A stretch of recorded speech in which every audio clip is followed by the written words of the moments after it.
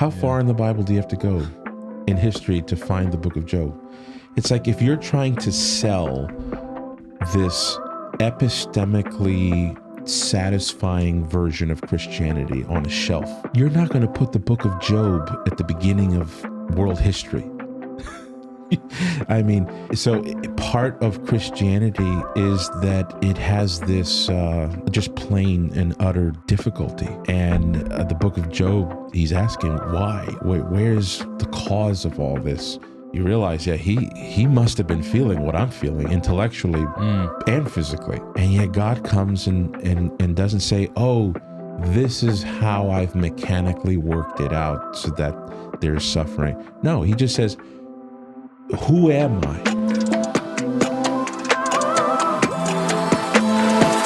Erick, how you going? I'm doing well. How are you? I'm very well. Yeah. Good to Good to hear. have you. Oh, Am I too high for him, Josiah? You're about even, but he could go up a little. It's up to you. There we go. Is that better? Yeah. Okay. There, now we're level. It's so nice to have you. You know, it's funny. We've been recording these in batches all week. This is actually the second to last interview we'll be doing here in the studio before I build a studio down in Florida. pintswithaquinas.com/studio to help. And pintswithaquinas.com/studio to help. And you know, so this is going to release in several weeks from now. But I think it would be awkward if we acted as if a huge debate didn't just take place in the studio yesterday. Right. So how do you think it went? Yeah, so it's interesting because for those at home, what was tell us about the lead up to the debate, what it was about. By the time you guys are listening to this debate had been done for quite some time. But the debate was between myself, a Catholic, and an Eastern Orthodox Christian. And what's interesting is that this Eastern Orthodox apologist had been anonymous for years. And there's a little bit of a backstory, which is basically public information. So back in like 2015, I would say, I was involved in a lot of the online debates between East and West. And there was always a few guys who were really astute and who would come and partner up with me and basically debate me against Catholicism, the papacy. And there was this one fellow who would always show up with very astute comments. His name was Denny, Selin. And so we had known each other. He had a public profile on Facebook. And so we'd go back and forth, like paragraphs in the comments. The branches would be like 500 comments. People would just lose their mind trying to follow it. And so it was really just between me and him, and a couple other guys. But keep talking. Go ahead. Yeah. And then he basically dropped off the scene of the social media world. Yeah. And I want to say, I'm not sure exactly how long it was between when he no longer participated on Facebook and then Ubi Petrus emerged. And they started writing articles, doing videos. And initially, I had been intrigued by the arguments, but it rang a bell to me. I'm like, this sounds like Denny. This just sounds like Denny, my old debate partner on Facebook. But everybody was like, no, it's not Denny. It's somebody else. We don't know who it is. Why would they say? Did they have any reason for saying it's not him? There was some corroborative evidence that it just couldn't be Denny. Yep. So Lofton and I at the time invited him on the show. Oh, really? Yeah, I invited him on the show. I said, look, I know that you have a pseudonym and maybe you don't want to show your face, but why don't you come on the show? We talk about all of our differences, And initially he did not he did not want to do that. He says, no, I prefer articles because in articles we could really go through everything. And I understand where he was coming from. He's like, we can go through all the details.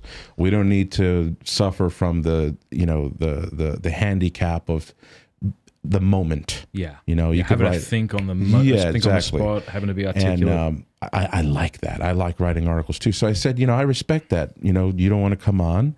That's fine. But so they continue to write articles, and at the time it was assumed it was one guy. Later on, we found out it was a team effort. Are these all Protestant converts? To your knowledge? So Denny was not. Denny was raised Catholic. Okay. And then around the age 20, he had converted to Eastern Orthodoxy. And I knew Denny, he had Latin skills. He was fluent or somewhat fluent in Arabic. He had studied abroad or lived abroad. So I knew that about Denny during his public profile. So when Ubi Petrus came out and started, you know, waxing with Latin, this and I'm like, not only did the arguments sound like Denny, but this whole Latin front is also something that was reminiscent of Denny Selin. But I was actually convinced it wasn't Denny. Something in my mind was like, this is not the old Denny. So then somehow Jay Dyer and Ubi Petrus got into a collaborative effort. They made a video basically reviewing me and my material and why a lot of my arguments are wrong and things like that. And it was at that point where he had offered a debate. Shortly before that or around that time, he had offered a public debate. And I initially said, sure, we'll do it, you know. But I backed out of it. Several reasons.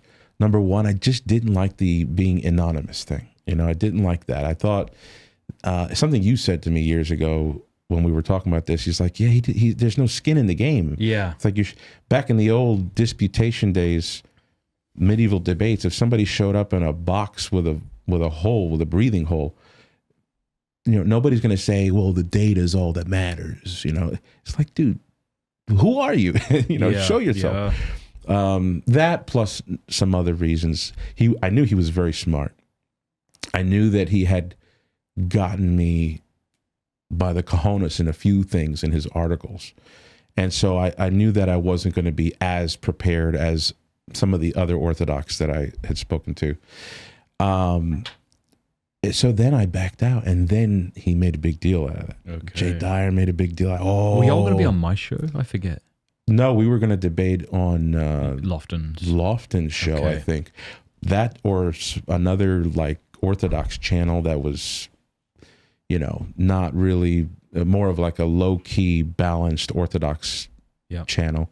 But I backed out. That's just simple. Did you give a reason? Yeah, at the time I was just, you know, I was given some of the reasons that were immediate to me. I didn't like that he was involved with Jay Dyer. Yeah. I had already debated Jay Dyer by that point. Yeah. And if you can call it a debate, it was one of these spontaneous things that, you know, happened out of nowhere. But I know that I didn't want to get involved in that social media cyber war that I saw the after effects after the Jay Dyer debate. People just making memes. You're a guy, you got destroyed by Jay Dyer. People saying, oh, Jay Dyer got destroyed by Ybarra. And it just generates acid, you know? And you just got all this like, oh, wow, well, if Ybarra's right, then Catholicism's right. And then that's not necessarily the case. I mean, people don't know how to treat debates. So this became like a online cyber war. I didn't want another one of those. And I didn't like the fact that he was anonymous. Yeah. So I backed out, but they made a big deal out of that. Everybody made a big deal out of that. They're like, oh, Ybarra backed out. So that was the big thing because I was making influence in the East-West debates online, on YouTube, in the social media sphere. So, you know, I actually learned a lot from Mike Tyson. He's a little bit of a philosopher, but something I picked up from one of his talks, and he does talks every now and then, is that people when you get to be so good at something, almost to the point where it's like people think that you might be invincible. Yeah. What ends up happening is people start to crave Yeah. that to be shattered. Oh. You know, and so if they start talking, oh, this guy's the best at this. This guy is the most prolific and smart theologian in the world. There's something in human nature that wants to recalibrate that guy down. Yeah. You know, Yeah. he can't be that high, Yeah. you know. And so when I backed out of that debate, that was the opportunity for people to say, okay, this guy doesn't even want to debate. He doesn't even want to do a live debate. So, but I stuck to my guns because I really didn't. How was that for you, the aftermath, the blowout? Because people who haven't been on the other end of a Twitter mob, as it were, don't know what that's like. Yeah, it can come in all shapes and sizes. You know, some people have obviously had it a lot worse, but it can feel like the entire world is coming after you. Exactly. Yeah. So if it all depends on how you treat it. If you treat it as if you're literally walking down 57th Avenue in Manhattan and real people are coming up to you in your face and saying these things. Yeah. It could be torture if you take it that way. Like, oh man, these are real human beings, real souls that know me, they see me, and they're coming up to me and saying these things. But the thing is, I've never had that interaction with anybody in real life, face to face, enemy or not, enemy or friend. So I sooner or later was able to reprogram how I perceive it as, like I was telling you earlier, like the old Counter-Strike days, you know, online, you know, now it's Call of Duty, the guys play. It's Call of Duty. Yeah, Call of Duty. It's a cyber character. Interesting. Not just the person they're attacking, but they perceive themselves are a as cyber such. character. Right. Interesting. And so, you know, all the games that we played back in the 80s and the early 90s, like I played Doom, you remember that game? You want to slaughter the character that you're fighting, you know? Yeah. And you want people to perceive you as tough. Exactly. And then especially when you had like person versus person multiplayer online games. Interesting. Especially, and when you could start changing the skins. Yes. Like no one presents themselves as a weakling. Everyone wants to look like the hero. Exactly. So this is an opportunity for somebody who perhaps doesn't really have a lot of face-to-face encounters in life. Here's an opportunity to glove up into a cyber character and say what you want to say, you know? So once I reprogrammed the whole cyber sphere as just this fake game, I was able to take all the That is criticism. really interesting. Yeah, I mean, whenever I meet somebody face to face with a good handshake, it's just, hey, look, I have eyeballs. You have eyeballs. We have a nose. We have a face. It's a soul standing here on the other side. It's just different. Everybody says this, you know, when Jordan Peterson is asked about being attacked online or others are, he always says, and I've personally said, I've only had good encounters. You know, when people come up to you, they recognize you at the airport or wherever. Right. He says, you know, it's 99.5% positive. That's been my experience. Right. Nowhere near as, I'm not putting myself on the platform of Jordan Peterson, but when people encounter me in public, it's always positive. Of course, it would be embarrassing to come up to you and do anything otherwise. Well, what's funny is I remember saying that even the banal critical comments on YouTube, people wouldn't say to your face. No. So I had Peterson on, speaking of Peterson, and someone commented about him and said, why does he look so red? If this person, that's not too offensive, right? That's just pretty banal. If you were at a Jordan Peterson talk and you got to shake his hand after, you probably wouldn't say, why do you look so red? Right. Like even those things we wouldn't say, let alone the more egregious attacks. Yeah, that's right. So there's this huge invisibility gap, almost like from the Harry Potter movie, The Invisibility Cloak. You don't have to worry about the embarrassment, you know, especially if your avatar name is, you know, Skylectra 1589 and you've got like this cartoon anime character with a, you know, you don't have to worry about the embarrassment of making such a comment like that. Yeah. You would suffer the embarrassment in real life. And there are some people who would do that, but they suffer the embarrassment, you know. So the backlash, the thing with Jay Dyer is that he had a lot of influence, and a lot of his followers were of that anonymous type, you know, who didn't really engage in like any kind of real interactions. But I just reprogrammed how I perceived it, and that was just fine for me. One way I've reprogrammed it is by looking at boy band music videos from the 90s and reading the adulating comments. People who are just, this changed my life. I'm like, oh, okay. Comments mean nothing. Right. You know, like if someone is saying this song by the whoever changed my life, and that song's like legitimately, as deep as a puddle, then I shouldn't be terribly impressed when people say that maybe a show I did that. Ruined their life. Yeah, ruined or made it terrific. Right. You know, like Exactly. it's really, how can I just try to be honest? Yes. We all hopefully are trying to be honest, charitable, That's right. Yeah. ask forgiveness when we don't. Yeah. So anyway, Ubi Petrus now began to do more projects against me. One project in particular that they did, it was spectacular. Like the video effects, they had a narrator. It wasn't Denny speaking. It was somebody else that they got to speak. At the end of this critique they did, why Ybarra is wrong, on history. At the end, he had a clip from Gladiator when Maximus Aurelius is coming out into the Colosseum and he's fighting all these foes in the in the circle ring, and in the background is, I challenge you, Ybarra, to a debate, and I will give you double time that I give myself, and went on and on and on. And I still said, no, I'm not going to do it. They're, oh, Ybarra is not going to do it. So I went a while not interested. I lost interest in wanting to do it. I didn't even respond to the videos because I just saw how it's so... And correct me if I'm wrong, but for those at home, it's not just him who was challenging you to a debate. From what I could see, several times when I said, like, who's the best? Like, I never want to put up someone against someone who's new. Right. I want it to be a comparable match, as it were, to use that language. And everyone said Ubi Petrus. They said he's the best. Yeah. So not only was he the one challenging you to debate him, but everybody else in the Orthodox circle was challenging you to debate him. Yes. So this is really interesting. Yes. Given that this just took place yesterday. Yeah. This is a long time coming. Yeah, because Jay Dyer is the guy that everybody wants to see debate Catholics.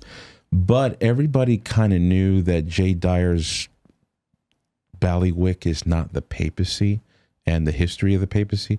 He's more along the lines of the Christian metaphysic of the East and essence energy's distinction against scholasticism and Thomistic metaphysics and all that.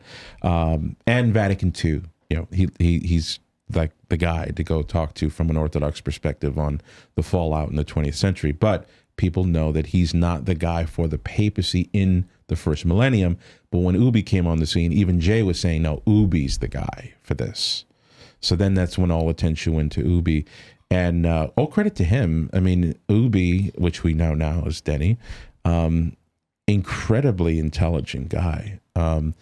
And like I said, he had me by the cojones and some of the articles, and I might even just read it halfway. And I just like, I'm going to need like a week to respond to this. So I would I had life, I had work, I had kids being born. So it was just too much for me to handle. Yeah. Years go by, and I ended up writing a book on the papacy.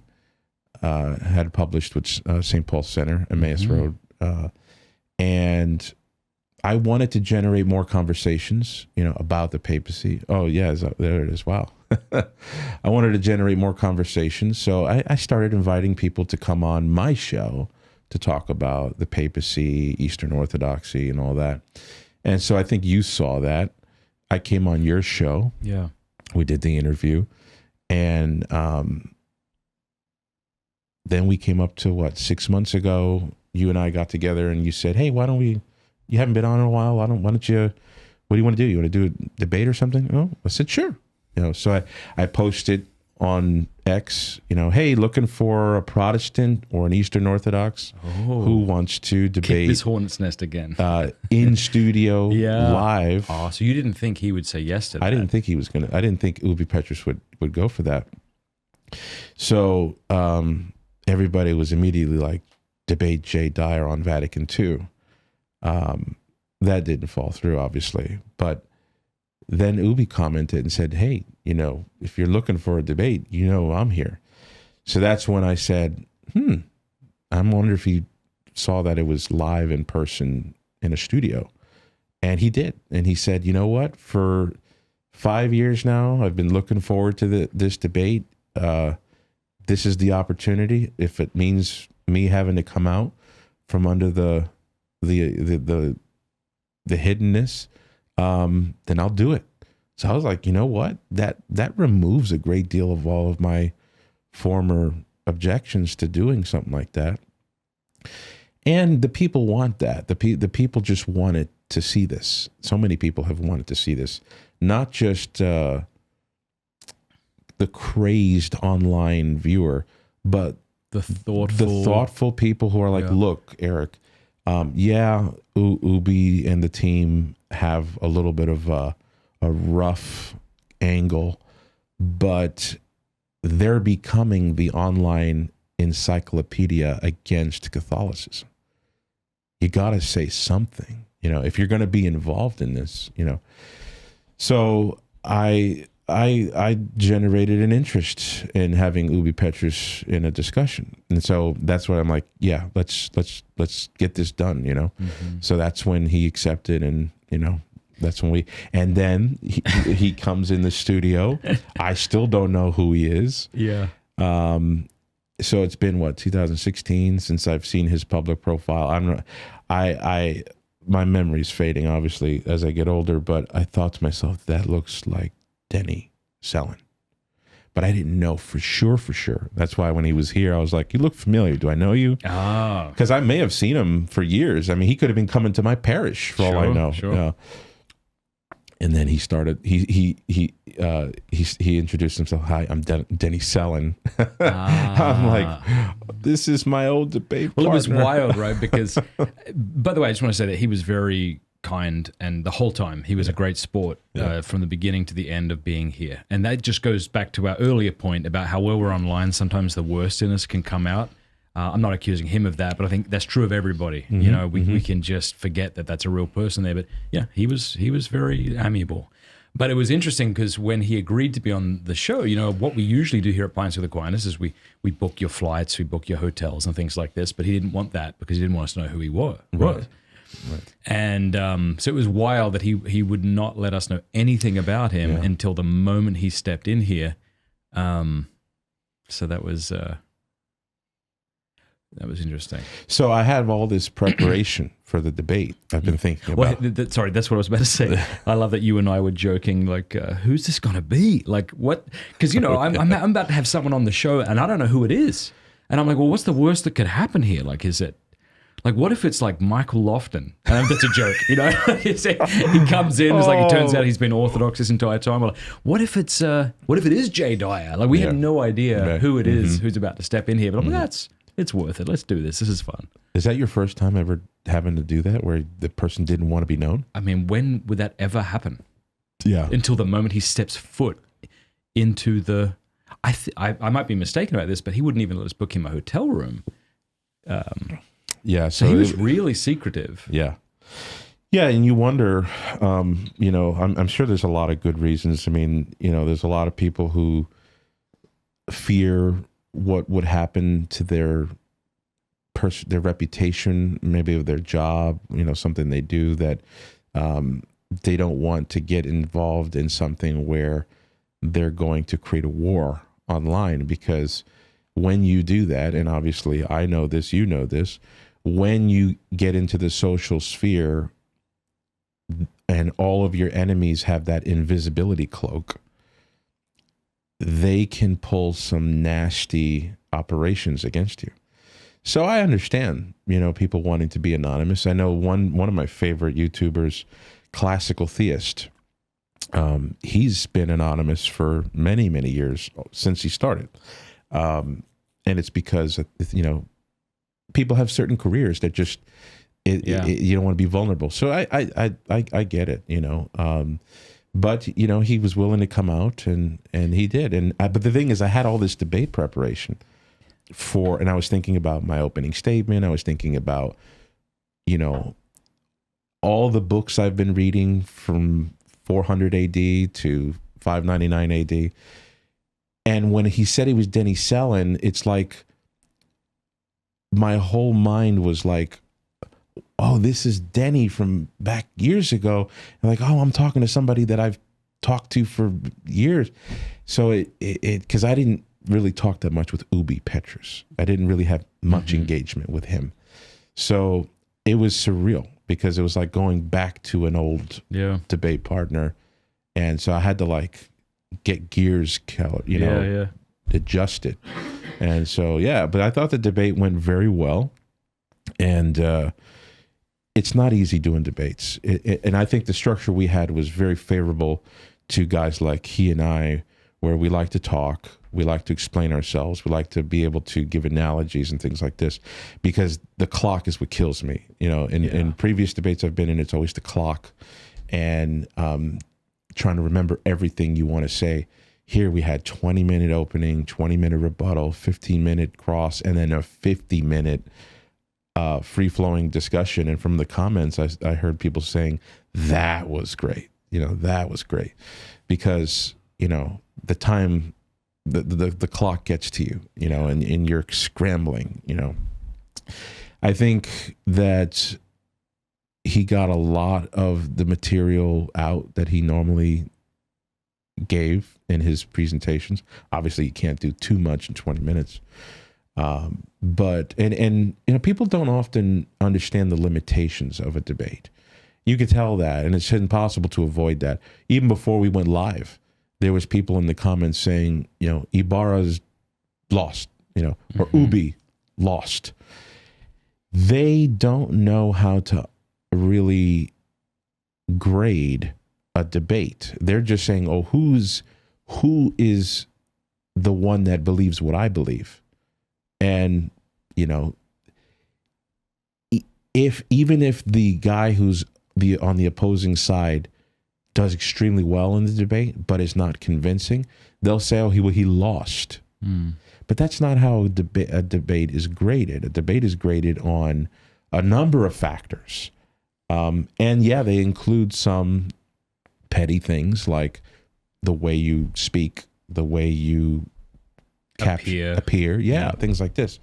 And so the way to grade a debate is to see how the performance was between both sides on the resolution itself. It feels like there is a job here for somebody out there who wants to start some kind of... Oh, I think there is a guy who does that. Where you go through and you actually lay out the points made, the points responded to, the points abandoned. Yes. Yeah, I think there is a guy who does. If he doesn't do it for money, he has done it for certain debates. I've seen it. And that is, it's a scary science. It'd be cool to get like a debate coach or a debate referee, maybe one who isn't even Christian. Be like, hey, would you just, not that what he says is going to solve it, but right, yeah, and maybe get a few of them because one's going to. That's a good point. Yeah, but I don't think debates are meant to be answering the question, especially between Protestants, Catholics, and Orthodox. Oh, do I need to convert to Orthodoxy now as a result of this debate? Or do I need to convert to Catholicism? I strongly tell people, don't do that. I mean, I've been studying these issues. I've been studying theology, history, almost every day of my life since June of 2005. Yes, there have been breaks and vacations, yes, but generally speaking. And the more I've studied, the more I realize how more complex, yeah, how less adamant and bulldogmatic I would be had I known more. Yes. You've forgotten more than I will ever learn, I think, about the papacy. And this is true in every kind of area.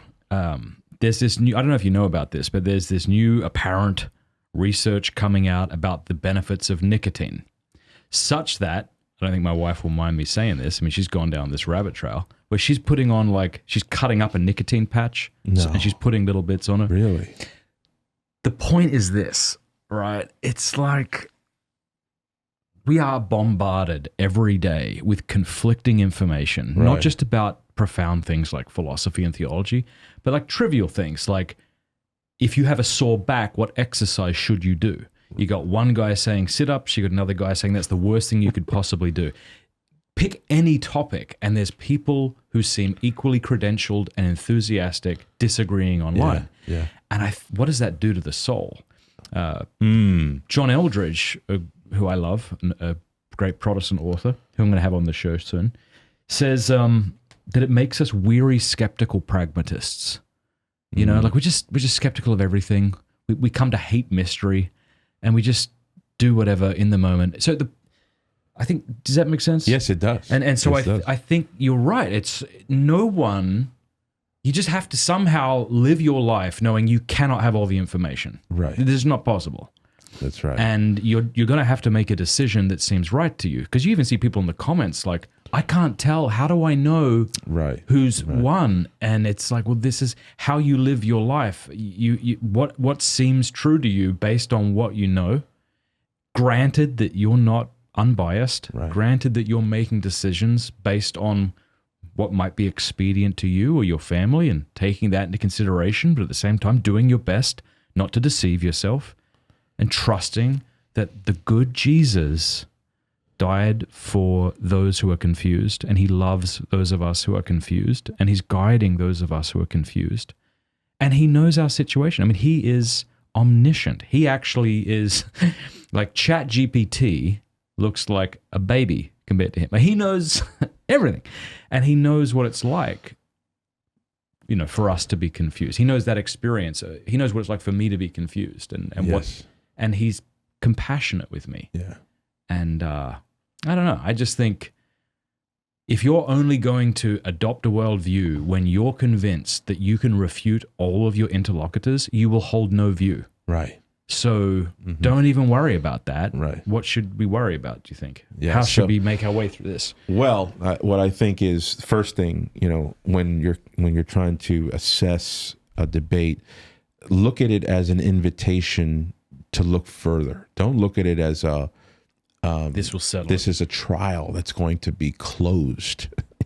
This is an invitation to study, to do more research. However, what if you do that and then you continue to do research and you continue to do research, and things don't become so crystal clear for you? And I think we spoke about this last time I was on. The things that you just so wonderfully described, that's becoming so clear that you cannot deny it anymore. That there are good-willed worshipers of Jesus Christ who are genuinely seeking, who are doing their diligent effort in trying to learn, but who are coming to different conclusions. And they don't see the strength of the Catholic side. They don't see the strength of the Orthodox side. Many of them say, like we saw one guy comment yesterday. He said, this debate was a win for Protestantism. Because he said, look, if a Catholic and an Orthodox can get in the room, and it could be this, basically like back in the tie, it's basically a tie, then that just means that this can't be the way. And so it has to be the way of Protestantism, which allows for adaptation. It allows for us to reevaluate, revise, and say, well, what is Jesus showing me?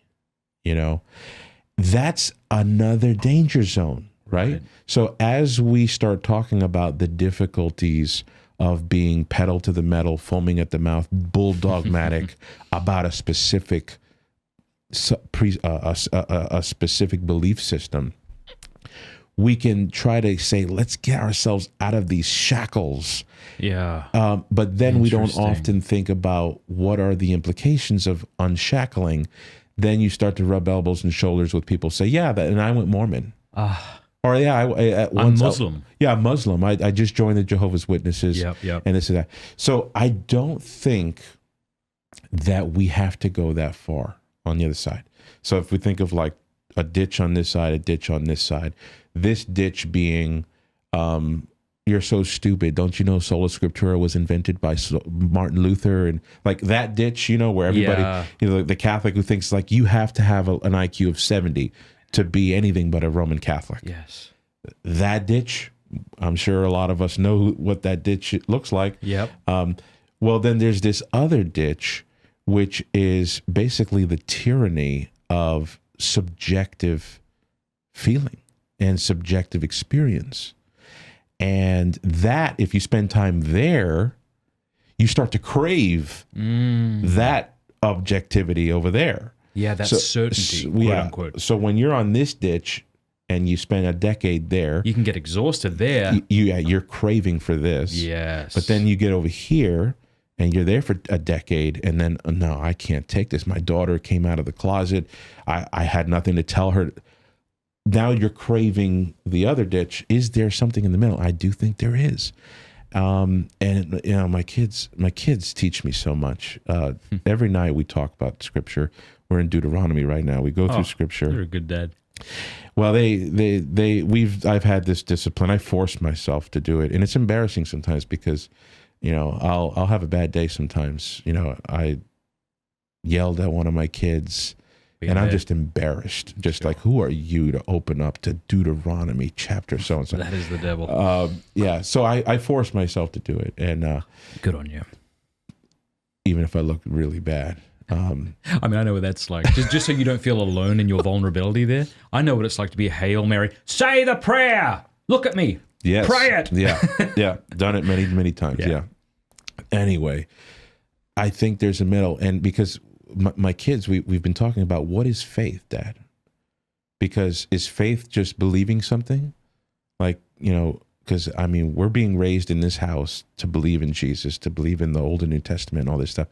But we're coming to learn that there's other people out there with different views, and they're smart. They're not dumb people. Ben Shapiro. I mean, my son likes Daily Wire, so he's like, oh, Ben Shapiro's a Jew, you know. So how do we deal with this? And what I tell them is, no, Christianity is not a blind faith where you just choose a faith, you know. I do think that there is a relatively simple way to funnel down the probability of what is true. And I try to tell my kids, look, there's the altar where we have divine and Catholic faith. We believe in God who revealed himself. He cannot lie. No matter what happens, I believe what he said. But when you go into like apologetics, I view it as a different room, like a scientific laboratory where propositions weigh out on probability and not so much on absolute empirical proof. We're this little ball floating in the middle of space, right? Some of us are standing sideways on the equator and we're not falling off. There's got to be a God, right? As most people, and I'm not trying to insult atheists, you know, because atheists can be the smartest people in the world. But if you were to see, like if you're laying down at the beach and you see a little ball start to float in the sky, and then a number of other balls join it and start moving around, and you see that there's order to it, you're not going to look at that and say, oh, hey, that's another one of those accidents just minimized to 5 seconds instead of billions of years. Nobody's going to do that. They're going to be like, something's going on here. Either somebody's doing that or there's a God, you know. So we all know that there's a God. This little ball floating in the middle of nowhere. Is it likely that God would reveal himself? I think it is. I think it is. I think it's more likely that if an intelligent being created this little ball and created creatures like us, that he revealed himself. Okay, well, where did he reveal himself? Well, you've got some historical religions that at least claim to hold this. It's like you've got one in a way. Well, there's because you've got Judaism, which is right. I was just going to say predates Christianity, and then you've got essentially a Christian heresy, which is right. Islam. Islam, yeah. Good point. You know, so Good it's not point. like there's a multiplicity of religions who are claiming God is revealed. There's one. Yeah. And the fruition of Judaism is Christianity. Yeah. I'll have to go and tell my kids, oh, Matt Frad said this. But yeah, I mean, the way I said it was, well, you've got Judaism, Christianity, which is the tree out of the root of true Judaism, and then you've got Islam. All the other religions are from the bottom up, you know. How do we seek God? How do we find God? And I'm not trying to discount, you know, because I know some people are like, well, you know, this guy just doesn't understand. I'm not. I want to just put it all under the category of from the bottom up, you know, because when I was a skeptic, I looked at religion that way: is everybody just trying to get on a 10-foot ladder to grab the stars? It's just how can you? That's a beautiful way of putting it. You know, when you've got this task of wanting to find God and then come down from your 10-foot ladder with all these details, I just couldn't put up with that. So when I was coming to understand that, no, get that ladder off of this, God came down. And he didn't make it so unmistakably clear as if he like writes in the clouds every day, hey, believe in the Old and New Testament, and look at this wonderful miracle I'm going to do again to convince the skeptics, like every day. He doesn't do that, but he has given sufficient appetizers, I think, to make it unmistakably clear that miracles have happened. And you know, so, for example, when Moses asked God, how are they going to believe me? I'm just I don't really speak that well. You want me to go to the people of Israel and like, what if, I mean, he was smart. How are they, I mean, anybody can claim that they saw something in a bush. He's like, well, put your hand into your cloak, take it out. And he's like, well, the power to change my arm from leprous, you know, from being fair to leprous back to fair, then changing a rod to a snake, then back to a rod. That shows that wherever Moses came from, it had power over nature. And if it had power over nature, then it knows more than us. That's like an appetizer, you know. Look at what he just did. What are our options here? Well, he just changed his hand from being fine to leprous and back. Only the one who has power over creation can do that. So whatever Moses is saying has to be traced back to the Creator, the one who has power over nature.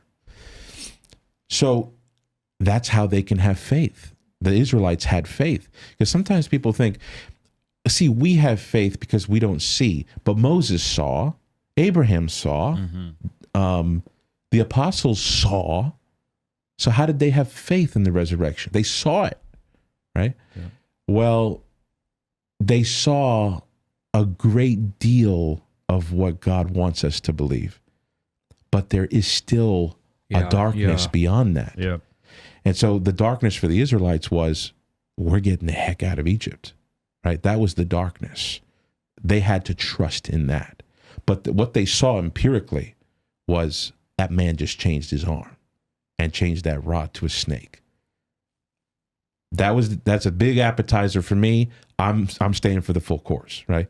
That's where faith, you know, so it's not blind. You're looking at God's appetizers that he's throwing out in the world. And the biggest one is the resurrection of Jesus. That is the feast. But there's also so much blackness behind it, because what does the resurrection mean? It's funny you say that. Jordan Peterson was just pressed by Alex O'Connor. Do you think if you had a video camera, you would see a man kind of walking out of his tomb? And I'm not sure if you saw it or not, but Peterson said, probably yes. And then he immediately said, but I have no idea what that means. Well, that gets us into, what did the one who rose from the dead, what did he say about the implications? Yeah.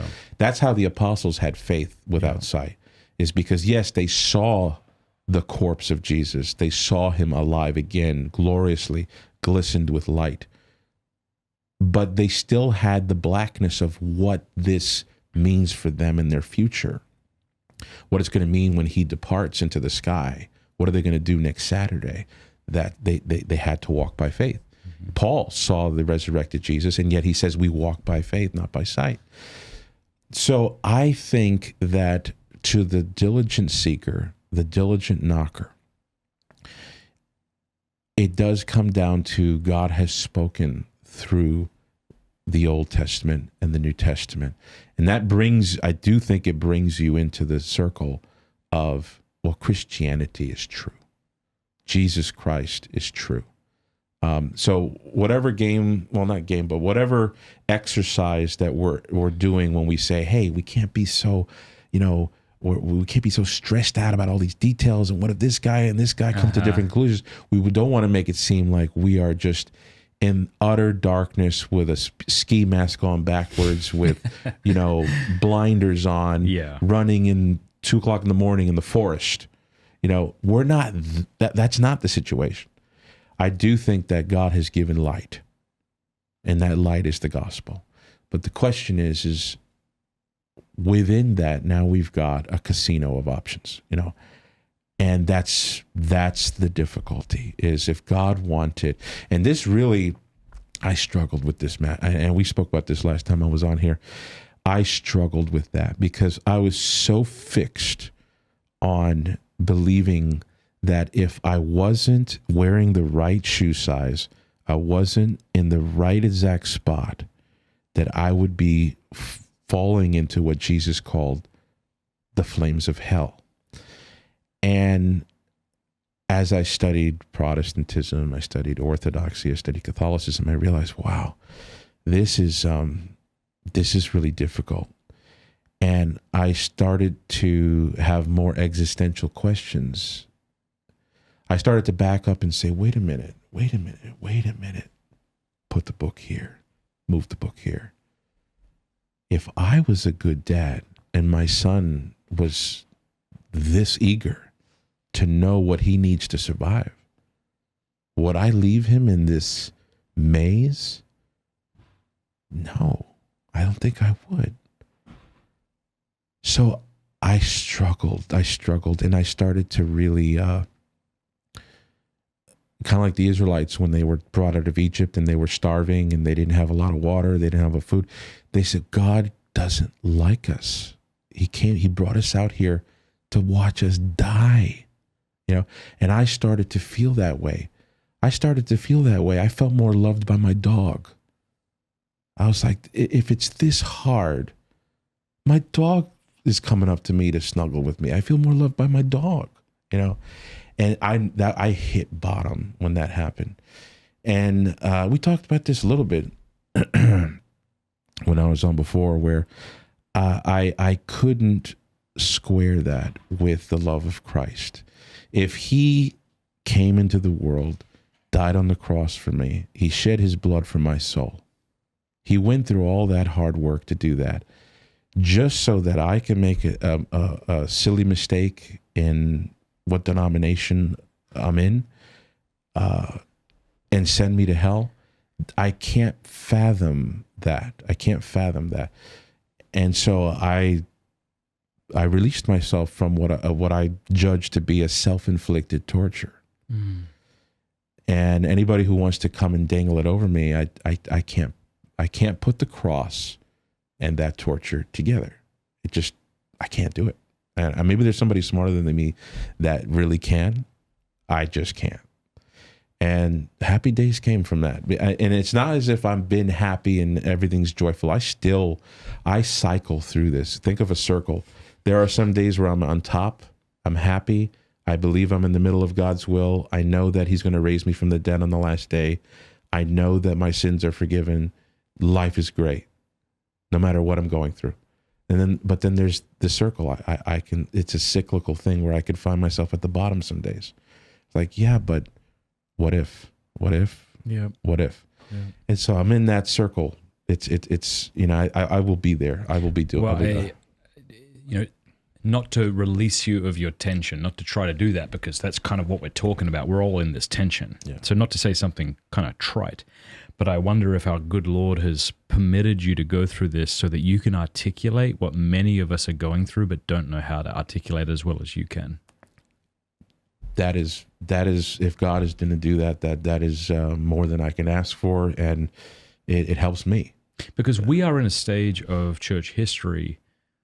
I mean, Teresa of Lisieux didn't live that long ago, but Right. she wasn't in that. I mean, she was in stable Catholicism land, Right. and even on her deathbed, questioned the existence of God, or I shouldn't say question, but had doubts Right. about his goodness to her. Right.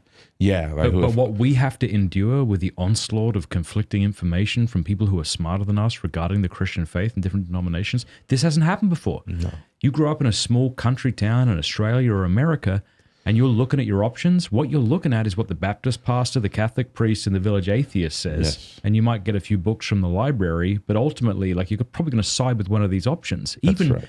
even 20 years ago, Yes. it appeared much simpler than it does today. Exactly. Yes. And so, you know, we got the two ditches. I think the middle of the road is, number one, to believe God exists, to believe that he loves creation. He loves us. If you're not there, then you need to try and get there. Your life isn't going to be easy. You know, if you go into absolute skepticism, maybe atheism, you'll taste happiness. You'll snuff out all the existential questions, you know, the cancer diagnoses within your family, all these things. You could try to push it all out of the way, but it's going to be really hard. And then once you feel your body decaying, and, you know, I'm only 37. I'd imagine when I get older, I'm going to have a lot more challenges that, you know, some of the listeners here who are much older than me know that I'm going to face that I haven't faced yet. I can imagine facing it as an atheist. It would be so hard, you know? Yeah. So you got to get to the point where you believe in God, you believe he loves the creation, he loves the world, and yet there's this hiddenness, you know,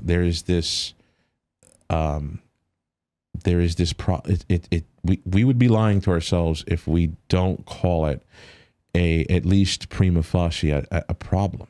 You know, we have a God who loves us. We clearly have a God who created us, and yet he's not talking to us in some way every day. He's not making it so that we're always feeling empirically his warmth, his care. What we see in many cases is what looks like an absolute disaster. You know, some people, you were telling me a story about what you saw in Ukraine. All those families, all those people, maybe they never had a chance to even study about Catholicism. You know, what do we have to say about all of this? That's the challenge, is Christianity's true, but how do we deal with the fact that God isn't here preventing every evil, making sure we're comforted in every question? You know, because that would feel like what, and if you read the book of Revelation, it does look like that's where we're headed, because it says, and he will wipe away all of their tears.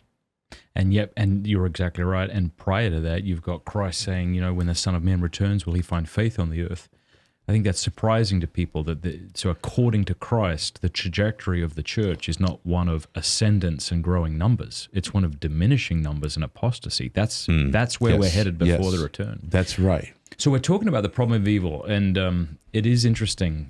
It really is interesting that there's a million different ways to talk about the problem of evil, and so sometimes it feels like we're talking about different arguments even. Yeah. But the problem of divine hiddenness is a subset of the problem of evil. But what we're talking about is like one step further. It's, no, we believe in God, but there's still this problem of hiddenness for me as I seek to align myself with the church. That's right. And so is there an answer? Yeah. Eric, is there an answer? And my kids are... evidence strikes people differently too. Yes, it does. So I'm kind of trying to find this balancing act between, there are really compelling arguments for the Catholic Church, which I accept. I'm trying to find the balancing act between that and this sort of temptation maybe to slip into a sort of Christianity indifferentism, Christian indifferentism, or even apostolic indifferentism, where I'm like, I don't know, so let's just... I can't be bothered. I can't keep doing this. Right. And I think a lot of people feel that. They feel, they begin apologetics with a sort of triumphalism that gives them great confidence. Right. If they're really honest, they'll start to realize that everyone who disagrees with them isn't an idiot. Right. I mean, some people seem stuck in thinking that everybody else is an idiot, and that must feel great. I would love that. But I can't do that anymore. No. And so now what do you do? What do you do when people, And so I don't want to say there aren't compelling arguments for the Catholic Church, because that's a big reason why I'm Catholic. I still think that is the case. Mm-hmm.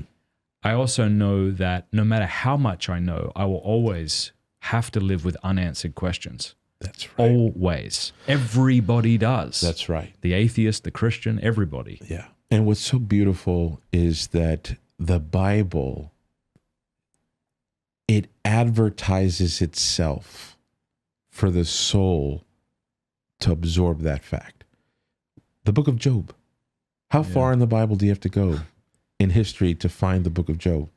It's like if you're trying to sell this epistemically satisfying version of Christianity on a shelf, you're not going to put the book of Job at the beginning of world history.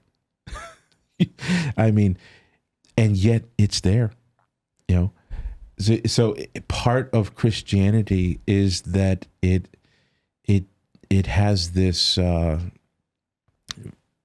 just plain and utter difficulty, and the book of Job, he's asking why, where's the cause of all this, and if we've really meditate on like his suffering, and you realize, he must have been feeling what I'm feeling intellectually and physically. He had the physicality to fuel the intellectual objection. And yet God comes and doesn't say, oh, this is how I've mechanically worked it out so that there's suffering. No, he just says, who am I? I'm the one who said waters can go this far, mountains can go this high, stars can go this wide. I mean, he was calling Job to stop thinking about these problems and to just think about how awesome God is, how great he is, how powerful he is. But then there's still that, but you seem reckless. You got all that power, but it seems reckless. And even then, I think the Bible has something embedded into us to help us absorb. And that is the story of God himself coming into the world and dying on the cross for our sins, not walking away from suffering, not walking away from it, but actually swallowing it even more deeply than any of us can, coming in so deeply into the problem and then breaking out of it and giving us hope. That is the way into the middle of the road. And if I don't have that, then I don't have anything, Now, what about Catholicism? I wrote an article like 6 months ago. It helped out a lot of people. Yeah. Yeah. The article is called, "Is Catholicism Safe?" Is it safe? Because a lot of people are freaking out. I'm not safe. I mean, I've raised my kids in the Catholic Church.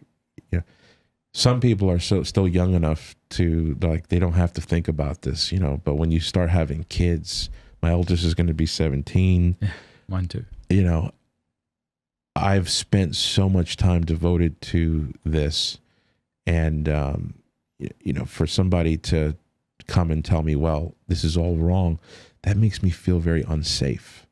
makes me feel like, well, maybe I should have been a Baptist. Maybe I should have been an Eastern Orthodox or whatever, right? Well, I wanted to write an article to help people not feel like they're in danger. And the article was, okay, just existentially, we look at this in the laboratory. Let's get away from the altar just for a moment. In the laboratory, do you think Jesus Christ died and rose from the dead for our sins? Yes. Do you believe he started a church? Yes. Okay. Do you believe he's saving people through that church? Yeah, he said, go into the world, preach the gospel. Okay. Through what means has he been saving people for the first 1,500 years of Christianity? When all those people died and were buried, were they buried in any kind of hope of eternal life? Yeah. Well, of course. Yeah. Okay, well, what was that? What was the field? What was the game? Well, it was what we call apostolic Christianity. Well, that funnels us down even more. So Catholicism, Orthodoxy, Oriental Orthodoxy. But we know for sure that Catholicism, just by the sheer breadth of it, it's impossible to conceive that all of those Catholics were buried in the hope of damnation, just by virtue of who they were. It's also highly improbable that they were all closet Baptists or something. That's just not even on the table. Right. So you mean to tell me that we have such a high probability in this laboratory that if God is saving people through the church, that he saved people through Catholicism? It had to have been. It had to have been. How? All those people who lived and died for centuries, who believed in the papacy, they believed in the filioque, they believed in the sacraments, they believed that they didn't have a right to start their own church. They were believing the things that we believe, and they were buried in the hope of eternal life. So if God did that then, people were crossing that bridge safely then it can happen again today. And so you can have the hope of being buried with the hope of eternal life, following the method of Catholicism. Even if Orthodoxy leads to the same way, even if Protestantism can get you into heaven, even if what we know is that one of the tools that God has used to unite people to his Son is the Catholic Church. And it's inconceivable to think that it was not used. You see what I'm trying to say? Yep. So it's again a laboratory exercise just to have people to feel, to ease off. No, even if I can't answer, like Pope Francis, the filioque, even if I can't get all these things answered, I do know that whoever wrote the Imitation went to heaven. I do know that who these great saints, these great martyrs who defied odds and just evil over evil, they made it to heaven. If anybody made it to heaven, they did. And so it's kind of like looking at a bridge that works, but if you put that engineering lens on, you can see, well, that corner there looks like it's deteriorating, and you have all these questions about it. But it's the longest bridge that's been used. You could try. You don't have to feel that you're in danger. So that's the other point, is really that I think it's safe to be a Catholic, even if you have 1,005 questions that you can't answer, and if you look at them closely, you're leaning in the direction that Catholicism is wrong. Even if you're there, you're still safe.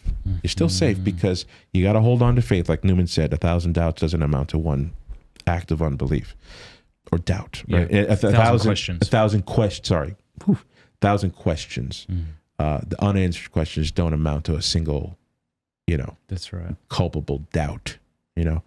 So that got a lot of the weight off of me. So I wanted to share that in that article, and it helped a lot of people. Yeah, I really appreciate it. Where do you post these articles for those who want to read it? My Patreon. I started a Patreon. Can people who aren't patrons read that article? Yes, I think so. Yeah. So I have free articles. I have. What is your Patreon for those who might want to support you? It's called Classical Christian Thought. Okay. Yeah. My wife has helped me set that up, and she's the one who, made the all the art and the music and my videos and stuff. Yeah. Bless her. Yeah. I gotta say, I've been talking to you. We've had about 3 phone calls, I would say, since the debate with Ubi was scheduled, And I would never do this, but I thought to myself, if I secretly recorded all of these conversations with you, again, I would never do anything like that, and then posted it, people would realize what a stand-up fella you are, because every conversation was you honestly saying, look, if I'm wrong, I'm happy to be proven wrong, and Ubi's a intelligent fella, and I'm honored to be able to debate with him. And I think even a few times where I was getting a little prickly, like you would be like, you wouldn't respond that way. And I just think that's, I think a lot of people say, hey, I'll go wherever the evidence leads, but they say that to look a certain way. They don't actually mean it. And you, I'm ready. I'm ready. Yeah. So if there was somebody who was going to be ready to shift the gears due to the right reasons, that's me. So coming into this debate, were you underwhelmed by his arguments? I don't mean that in a pejorative way. I just mean, did you come in thinking, okay, great, maybe I'll hear an objection to my arguments that I haven't heard before? I did. It didn't seem like it happened, but maybe I'm wrong. No, it's because a lot of the things that, I've been meditating on the weakness of Catholicism for too long to be shocked. So there's a lot, and when I say weakness, I'm not trying to say that it is all weak. There are weak points, just like in everything, But no, I did come in thinking that this could be the day that you are so plastered against the wall, and you can honestly have nothing to say in response, and you may have to walk away and go back to your schematic, your blueprint, whatever, and make some very significant adjustments, recreations, whatever. I was happy to have that disposition and open to that. It did not happen, but who knows? Maybe I'll have another debate in the future, but I don't think so. I really, I don't think that, and I knew that a face-to-face debate is it's hard to get everything you want to say, because when you write articles, you can go into like all these things. So I wasn't expecting too much to happen in the debate, So, but yeah, I did, in our conversations leading up to it, on the phone, I thought to myself, well, here's what I'm going to do. I'm going to take everything I know, prepare. And if it's not good enough, then it's not good enough.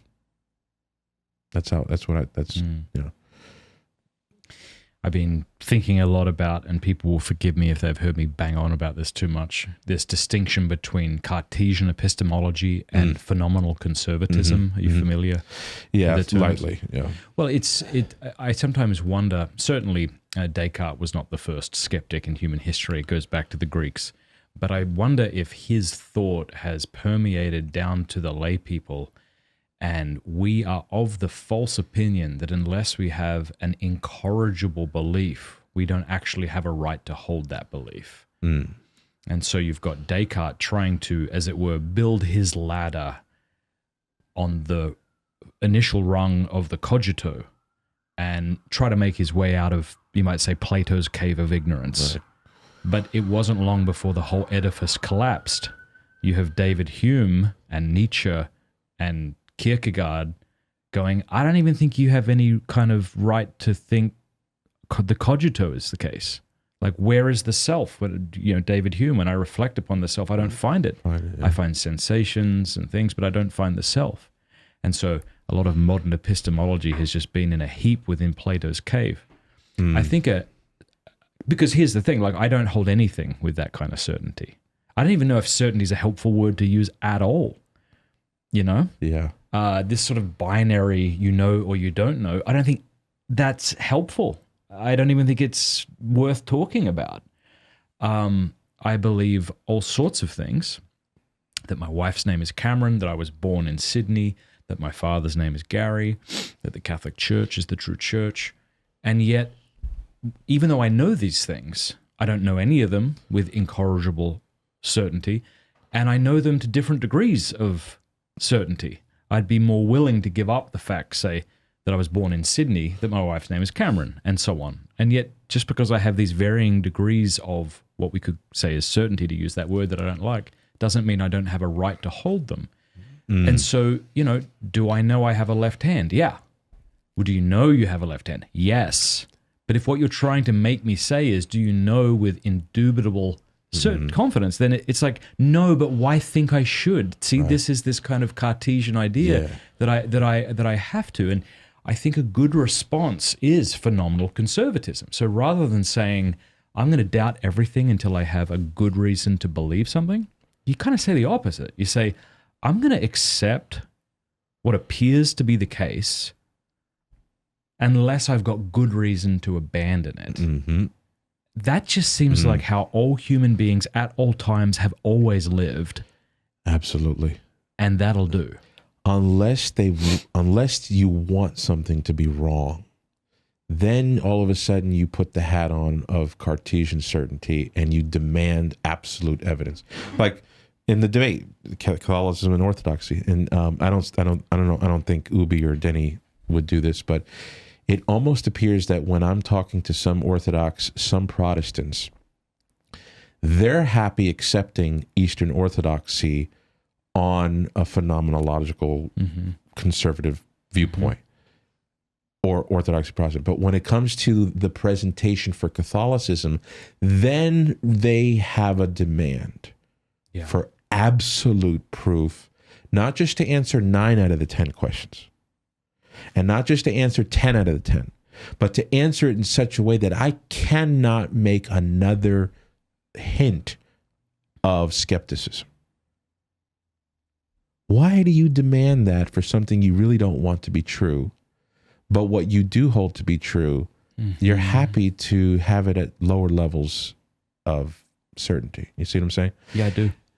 So that's one of the reasons why I've changed a lot in the way. A lot of people get angry at me. They're like, Erick, I like what you're saying, but the thing is you make it out to be where Catholicism is not the only logical, crystal clear thing. And when you do that, you hurt me because you make me feel like I need to question. Like, well, no, see, your problem is, and I'm not sure, I don't say this like, oh, your problem.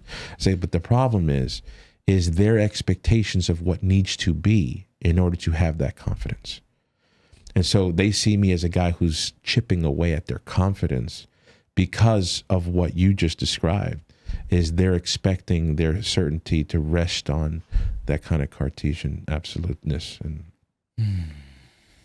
that's a really good point to bring up. Did you read anything or just? I know enough to be dangerous. Okay. You know a few things. Write on it. Well, definitely. I have. Okay, good. I have a Substack now. Okay. I wrote an article the other day and I said, well, if people say nice things, maybe I'll stick around and keep writing. So, no, I read a bunch of Descartes recently and I looked at his first argument for God's existence. I'm like, I don't buy it. I don't think it works. So now I'm back to the first rung, because I don't think Descartes was himself an epistemic skeptic.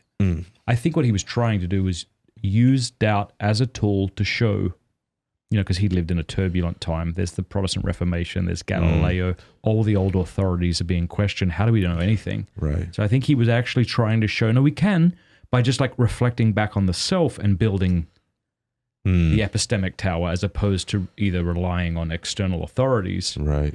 But I think it clearly failed. And, yes. That's a nightmare. But I love him. Like, I love Descartes. And what's interesting, too, is a contemporary of Descartes is, of course, Blaise Pascal. And so when you factor in... because here's the other thing. Like, an atheist might say to me, well, you only believe in God because you're afraid of hell. I'm like, I don't think that's true, but fine. I'll just grant that. Sure. Maybe that's why I don't know how to give up belief in God. But like this phenomenal conservatism approach to belief in God is not a reason you should believe in God, but it seems to be a pretty good reason for why I believe in God, because that's how I believe in everything without exception. Yeah, and then you had the wager. Yeah, exactly. Yeah. So it's like, all right, so what am I going to do? Like, maybe it's not within my power to not believe. I don't even know how I would do that. And if you said, well, then you're biased or you're not intellectually serious, sure, maybe that's true as well. But I'm still in the position where I don't know how to not believe this. Yeah. Well, I think if you duplicate or clone the conditions for themselves, they would realize that they're on sinking sand. And that's what I think a lot of people are coming to realize, is that when you rest your certainties on that kind of caliber of proof that you need, it's sinking sand, because you start to realize, no, that's not there.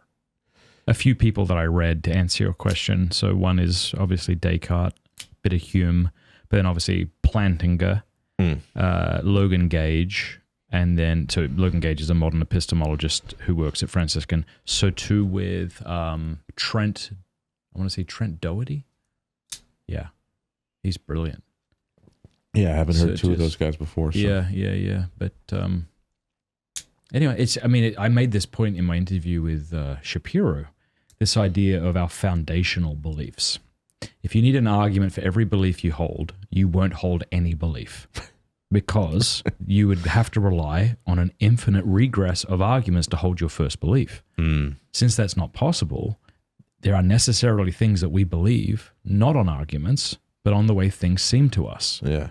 The external world is real. The past is real. Like, I don't know how to prove that to you. Yeah. Maybe it was created 5 minutes ago with the appearance of age. That's possible, and that would fit the data. But I don't have any good reason to believe that. Right. I don't have any compelling reason to think you're not real. Right. I mean, maybe you're a cyborg. I mean, AI is getting pretty sophisticated right now. Maybe you were sent back from the future. What the hell do I know? I don't know that, but I do know that, and I've got no reason to doubt it. Right. So if something seems to be the case to me, so it seems to be the case, there's no good reason to doubt it, and when I put it into effect, it works. Like when I put Christianity in my life into effect, I flourish.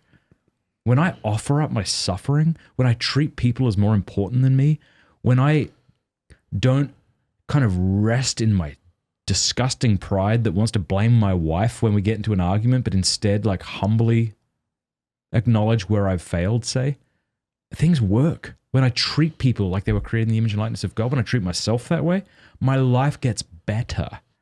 So the fact that it seems that way, the fact that I don't know any good arguments that contradict it, the fact that when I work this way, life seems to flourish, that'll do. Until it either doesn't work or there's a good argument against it, I'm just going to keep doing this. Yeah, I wonder if this way of thinking is more native to how humans should think already. Because it sounds out of the box thinking. It sounds like it's out of the box thinking, but maybe it should be in the box thinking. What I just said? Yeah. But this is how we believe every single thing. There's no thing that we so believe. that's what I'm saying. It's like it's supposed to be in the box thinking. It sounds fancy what I'm saying, right? Because we're talking about epistemology and phenomenal conservatism and some French dude. But kids know this, yeah. Of course, yeah. It is bizarre. Like I often think about this. If I had a 1-year-old on my lap, anything could happen and they would take it just as given. Like if I had a baby in my lap and then my head turned into a butterfly and flapped its wings, the baby might be surprised, might react, but then would just accept it as such. Like there's no state of affairs that could take place before a baby that the baby wouldn't just then.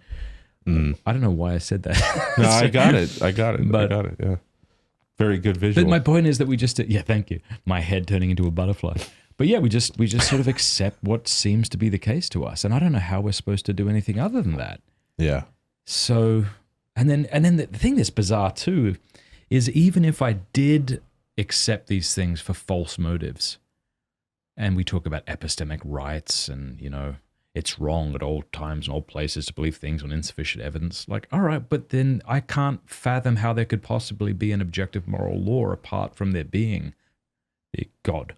So why do you get off telling me that I'm right or wrong to act in this way? I think one of those situations that we're seeing today where you take what seems to be true until you can't is, and it's growing, is the doctrine of universalism. Because a lot of people will say, well, it seems to me like universalism has to be true. Right. But then we're prohibited, right? But then you read scripture. You read scripture. And it's like all a this. splash of cold water in the Right. face. Isn't it? Like kind of, Yeah. whoa, wow. Like, wow. Yeah. And if the one who has power over nature, the one who created everything is saying this, then we don't have a choice, right? But it's growing. And so you got guys like David Bentley Hart who, See, this eases the tension. Remember we talked about that? Like, we don't like tension. I hate tension. I want it resolved. right. Right? And you just mentioned a moment ago that atheism could be the way to resolve that, except it doesn't. Right. I think this is another way of prematurely trying to do away with the tension. Yes. Well, we can all be saved. That's right. And I Yeah. can come up with a great syllogism for how that seems to be the case. Right, and it hits home. It hits home for a lot of people, and but just like the analogy with the ditch, I think we can get into that ditch again because somebody had been asking me, because we had David Bentley Hart on Reason and Theology, I don't know, say 2.5 years ago, and it was funny because he had a lot of demands before he got on. He was like, okay, I want this, I don't want this, I don't want this. We were not supposed to argue with him. Okay. He just wanted to be able to answer interview questions, and that's it.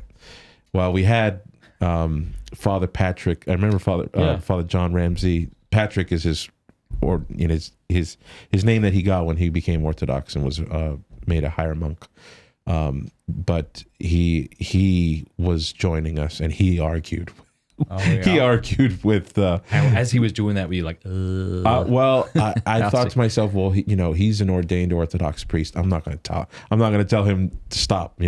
So he just went and David Bentley Hart just kind of like chuckled it off and everything. But a lot of people after that show were like, Erick, like you didn't say anything. You just let him speak. So you don't have an answer for universalism, do you? Like, well, it was not a planned debate. It was just an interview. And one of the stipulations that I wanted to respect was that it's not going to be a debate. But, and I've left universalism out of my, stack of papers for years now. But about 3 months ago, I decided to write a small article. It was a very small one on my initial feelings as to why universalism is wrong. Obviously, you could go to scripture, like you said, read the Bible. Mm-hmm. But today, all the universalists are camped out in scripture. They're redefining terms. They're coming up with all kinds of things to show, well, no, the Bible is universalist, you see. So it's like you can't go there as your handy side-on pistol anymore. And I thought to myself, okay, well, maybe there's like another way to question this doctrine. And I thought to myself, well, we know that the majority of Christianity, I'm talking about the majority. Oh, Erick, you don't know about St. Isaac the Syrian and this and that. Okay, yeah, I know that there's some voices. Oh, but you don't know Augustine. Augustine said it was widely believed. Okay, that was in a very specific time period. He wasn't saying that this was the universal belief at one time. The majority of Christians for the last 2,000 years have believed that hell exists and that it lasts forever. If that's the case, and if Christianity, the Christian church, is the mind of Christ, right? Because Paul tells the Corinthians, you have the mind of Christ, right? So Christianity is the mind of Christ. And if the mind of Christ has held this doctrine for so long, just to be now shown to be absolutely ridiculous, because when universalists argue against, they're like, dude, this is as obvious as denying infant damnation or whatever. They make it seem as if the only person who could come to this belief in eternal perdition is somebody who is psychologically defected or absolutely stupid. Okay, but if that's the case, and that seems to be how universalists typically argue their case, that they try to present the doctrine in such a way that you got to be crazy to believe it. Yeah. If that's the case, then the mind of Christ, the church, Catholicism, Orthodoxy, Oriental Orthodoxy, Evangelicalism, has been crazy, right? And if they've been crazy about that, they might have been crazy about other things. And that's why I think universalism is a door that leads out of basically to the edge of Christianity, where you make your own Christianity. And if you stay there long enough, I don't know how you do it. David Bentley Hart has stayed there long enough. But if you listen to him talk about Hinduism or any of the other religions, he talks about them just like they're just equally religious people like me on the way to God.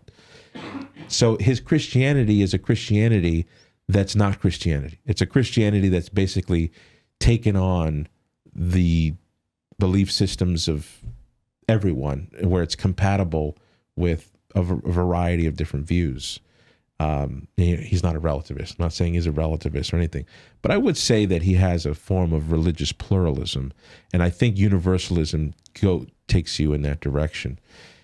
Basically, I don't think universalism is true, because if it was true, then it would prove that Christianity has been just psychologically absurd, intellectually absurd for all these centuries. Yeah. And if that's the case, then how could I trust it? You know? Yeah. If it's so wrong about something that's so obvious, then no, thank you. I'll check something else out, you know? So, but that's not an argument to disprove universalism. It was just an article I wrote on my initial thoughts on why I'm not. The development of doctrine. Are there doctrines that were given to the church that, in a sense, we've come through its development, we've come to hold less strongly? In other words, there are certain developments where it's like it becomes more robust. Is it possible for doctrine, for the church to become more aware of a topic such that it now seems to believe in that thing, or the severity of that thing less? Does that make sense? Yeah. You talk about the Trinity. Like, it's like, okay, so a modern theologian today knows more about the Trinity intellectually than St. Peter. Right. But are there things that over time the church comes to examine, like limbo might be an example? I'm thinking of this because I believe it was in Fides et Ratio. Maybe I'm wrong. Maybe it was, no, not Fides et Ratio. Pope Benedict, Spe Salve? Yes. Where he indicates or says that the majority of people go to purgatory. Now, this isn't a definitive teaching, but this seems to be his opinion. Yes. Yeah. And he even makes it seem like there would be some who would go to hell. Right? He says this, but he's sounding a lot different to St. Thomas Aquinas. Yeah, he does. Yeah. So do you see what I'm? Yeah, no, I see it. So in that case, I don't see a change in doctrine. What I see is something that's basically always been possible to assert. So, I mean, Augustine, for example, believed that in, the massa damnata. What's that mean? That's like the mass of the damned. Like most people are not. Gotcha. Most people are not going to heaven. And he bases his views pretty strongly on the words of Jesus. I mean, the disciples were hanging around Jesus long enough so that their question to him was not, well, who's going to be damned? Their question was, who's going to be saved, right? Yeah. So obviously his teaching motivated that question more than it did the opposite. But is it the case that most people are going to hell? Or, that's actually not answered, right, in the doctrine of hell. Right. So I don't know if it would be a doctrinal development as opposed to a very rare and unique permitted view that goes against the majority, but now it's becoming a majority. Now it's becoming the majority where people, especially Catholic theologians, John Paul II, he believed the possibility of hell. He made that very clear, but he also spoke in ways that would make you think that we don't have to have such a dire expectation for the lost, right? Benedict, the same thing. And now Pope Francis the other day said he likes to think of hell as empty. When did he say this? Oh, this was... you said recently, because I know he said that at one point. He said this again? It was, I was like 3 months ago, 4 months ago. So yeah, not just the other day. So, but he said he liked to think of hell as empty. So it does look like there has been a shift in whether, you've got this... Maybe the death penalty could be an example. Oh, the death penalty. Could that be a good example? Yeah. Where the church seems to be changing its Well, it's opinion? interesting because that one, I know that early Christians were trying to emphasize the gospel even in the civil sphere so much that the death penalty was like a last resort. Even Augustine. Oh, I got an example. Yeah, Forgive go me for ahead. cutting you off. Yeah, I'll say this and you can Yeah, flesh it out again. But outside of the church, there's no salvation. Like this seems to be something a big where the one. church believes that less might not be the right way to put it. But it's one thing to hold that view in Catholic Europe. It's another thing to realize that there's this whole group of people that the gospel has never reached. Right. You see? Yes. And so now it's like, okay, now we have to show what we mean by that. So that truth is still the case. It is. Right. It is. It's still the case. And yet, maybe Our there's an assumptions have analogy changed, there yeah. with hell. Our assumptions have changed because we used to believe that the gospel was so clear that anybody who denied it has to be culpable. Yeah. So that's an assumption. It may be well grounded, but nowadays we tend to assume inculpability, right? So back in the day, I tend to assume, I would say, under certain circumstances. yes, yeah, we tend to assume that the non-Christian is not doomed, right? Because when God judges them, God's going to be like, "Hey, look, you didn't have you didn't have the gospel, Right. you didn't have." But back in 9th century, 10th century, days of Aquinas, they seem to speak more adamantly. Like, okay, well, they're not even baptized, they're not going to heaven. Yeah. But if you open the lid on that conviction, there are certain adjustable assumptions, namely the establishment of culpability, the establishment of the lack of charity. Like Augustine, when he was talking about the Donatists who were in they were schismatics, he just assumes that they didn't have charity. He's like, yeah, they don't have charity. If you don't have charity, you can't have the gospel, right? You can't be saved. Yeah. He says charity breaks the family, and they broke the family, so they have the vice of hatred, right? So they can't be going to heaven. But it's like, well, wait a minute, St. Augustine. And I hesitate to do this, right? I'm not trying to correct Augustine, but I'm just trying to speak for the Catholic Church today. Wait a minute, St. Augustine. Do you really think that they all have culpable, deliberate violation of charity? What about all the kids who were Donatists who grew up and knew nothing else? Like, what those questions were not really explored a lot in the early convictions about outside the church there is no salvation. You don't really see people questioning that. So it's just kind of assumed that, yeah, well, they're outside of the church, and they're going to answer for it. Today, I think we have more of like a consideration of whether that guilt is actually established. Another example, the suicide. Is he damned or not? We have more information about Right. the psychological state Right. of the suicide Right. than we once did.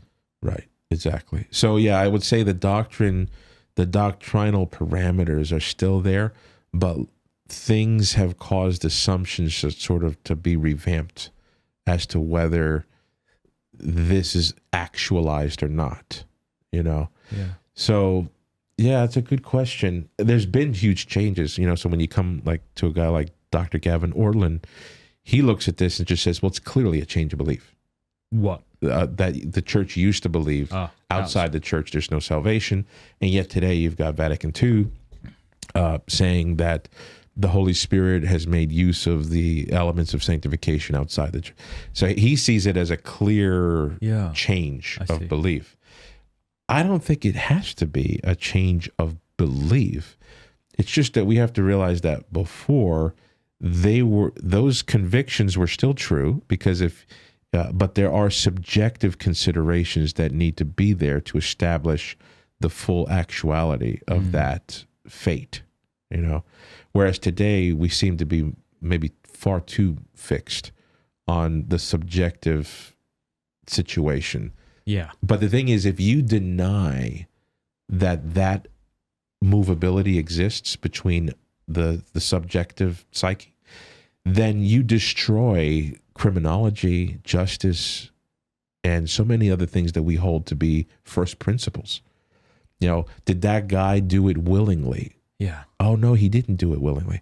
Oh, well, then we can't nail him with the exact punishment of the law. Well, I don't believe in the subjective fluctuation of culpability. He's got to be punished just like the rest. Well, that would be the destruction of first principles on things that we know, on moral principle. Yeah.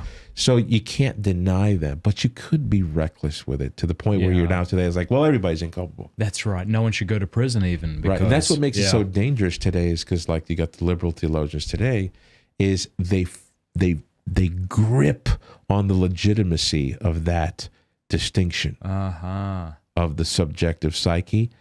And they know that the conservative trad can't deny it, because if he does, then we're denying traditional moral principles.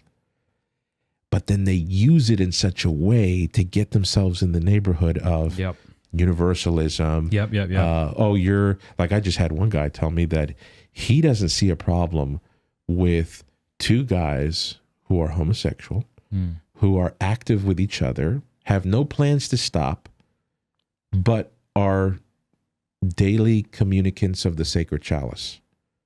And that's perfectly fine. I say, how do you conceive of that? Well, Erick, mortal sin there's three conditions to mortal sin.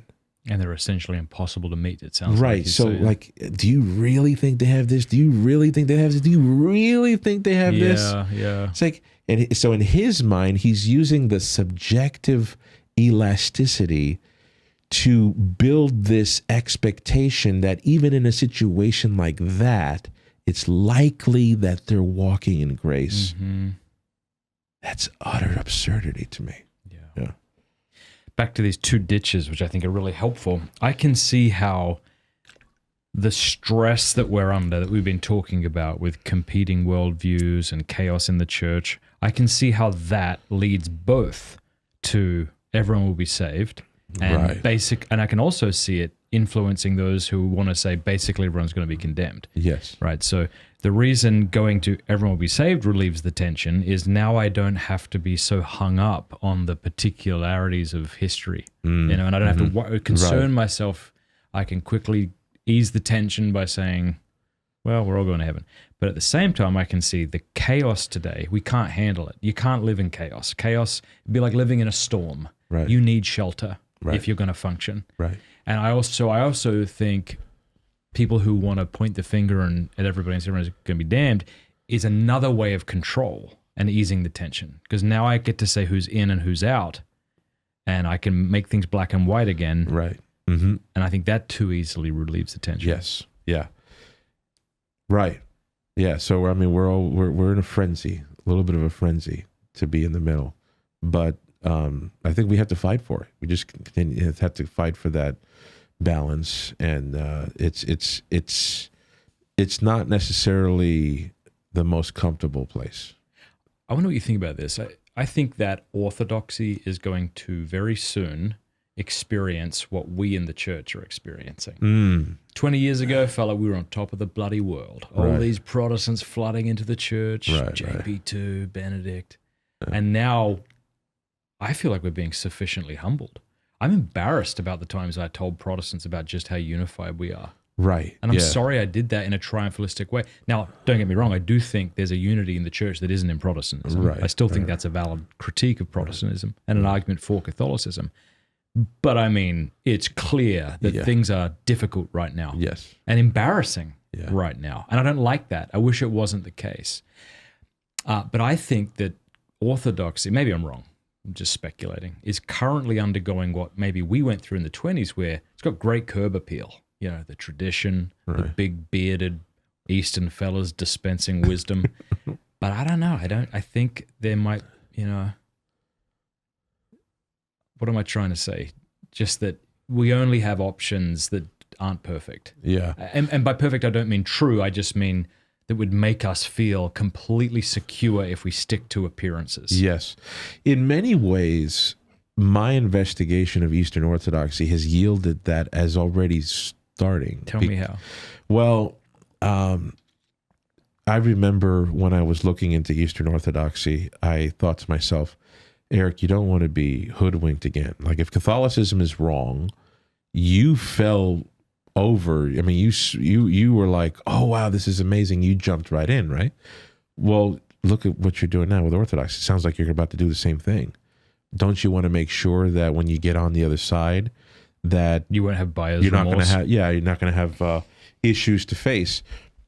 And boy, I quickly realized I was going to have issues to face just by visiting parishes, you know, getting to know Orthodox people. It's like, oh, where are you going? Oh, I'm going to go to the OCA parish. Oh, no, don't go to OCA. What? Why? Well, this.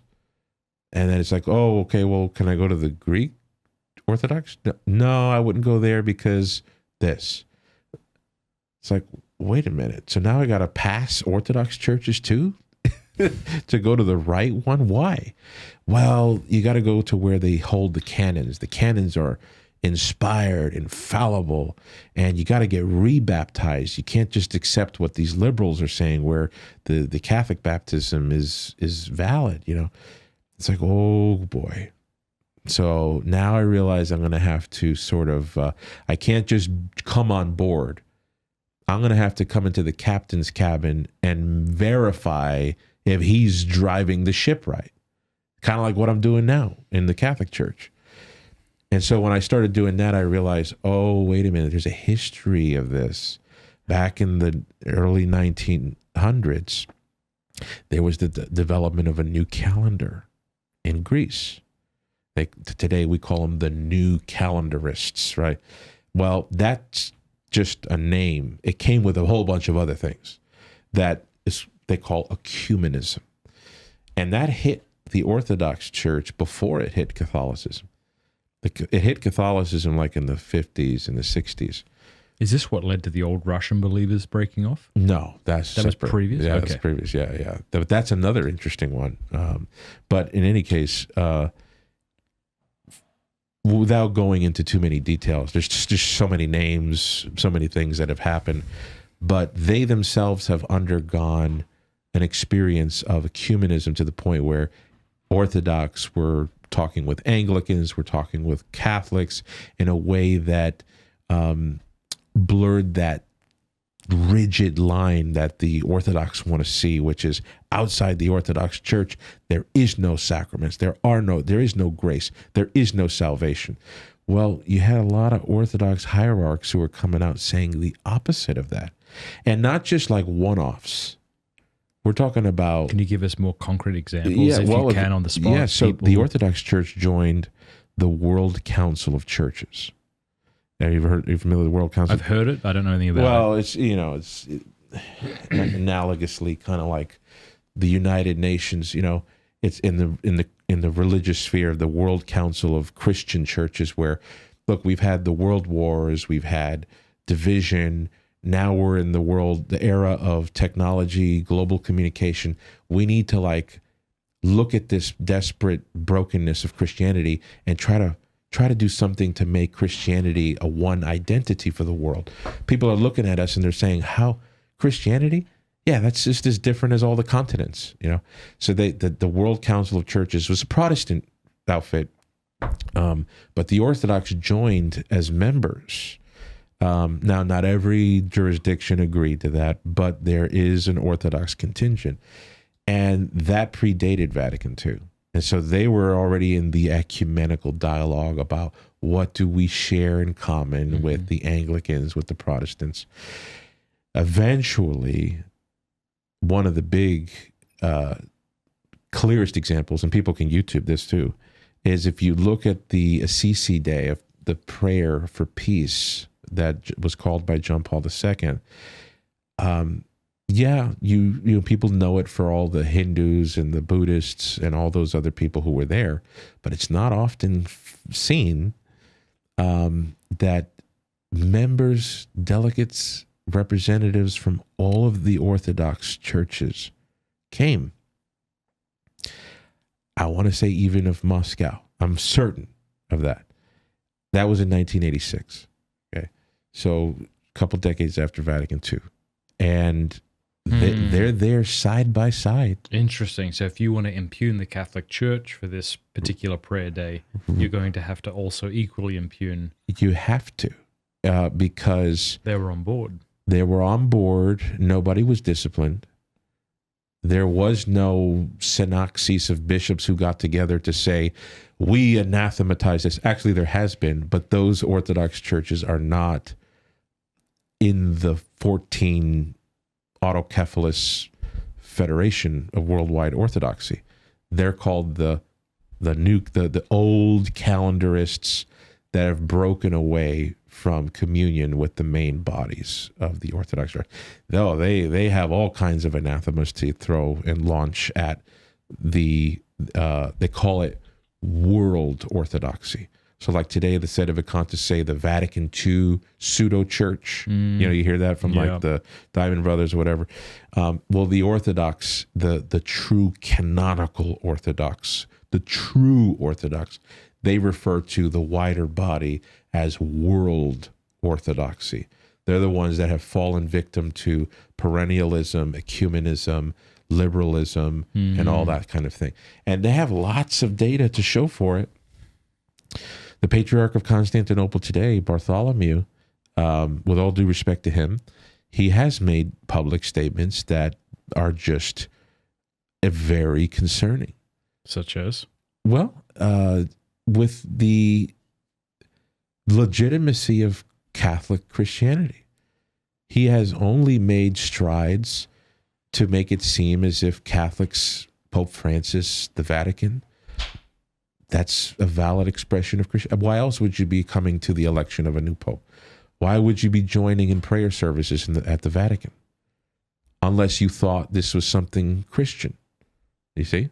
Yeah. So, what did you tell me about Ubi's Patriarch? Well, okay.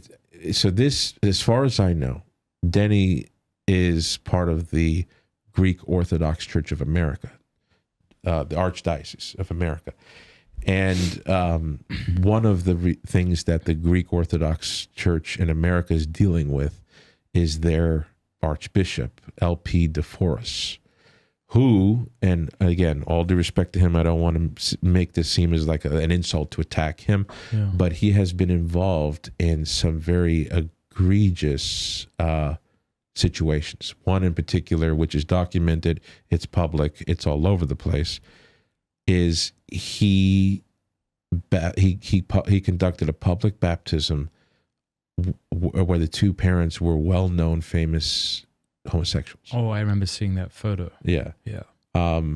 I think. Did he have like a doctrinal corner to defend himself with, well, the baby's not guilty for the parent? Did he said, he tried to come out and give what the conservative defense might be for that, but Orthodox were not happy about that.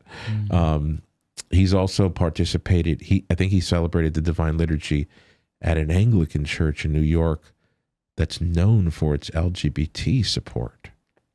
That's also documented, pictures, journalists have talked about it.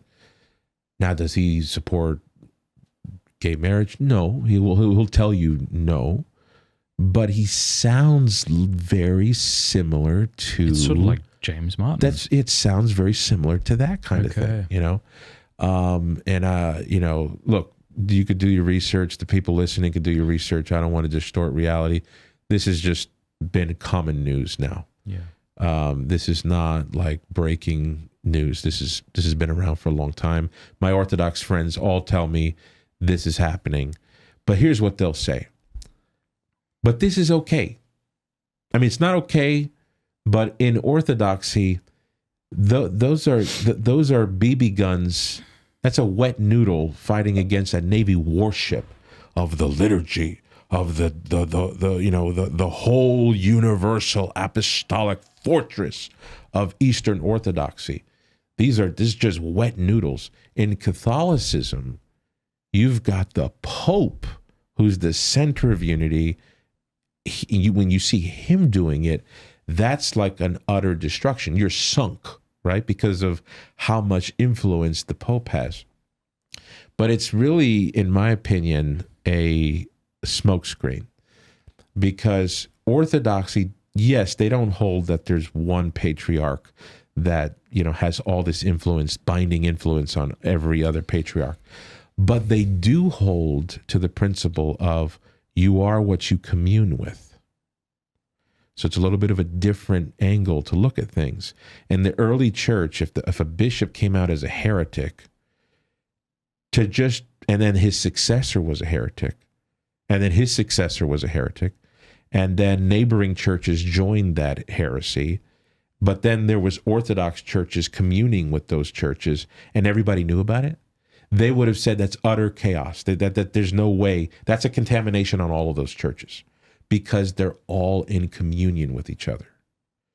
So Orthodoxy doesn't hold to this isolationist ecclesiology where, well, in my little bubble, we don't do that. Yes, I'm under LP de Forest, but my priest doesn't do anything like that. We have the liturgy, we have the faith, we have the canons, but you commune with LP de Forest. You're under the Amophorion of LP de Forest.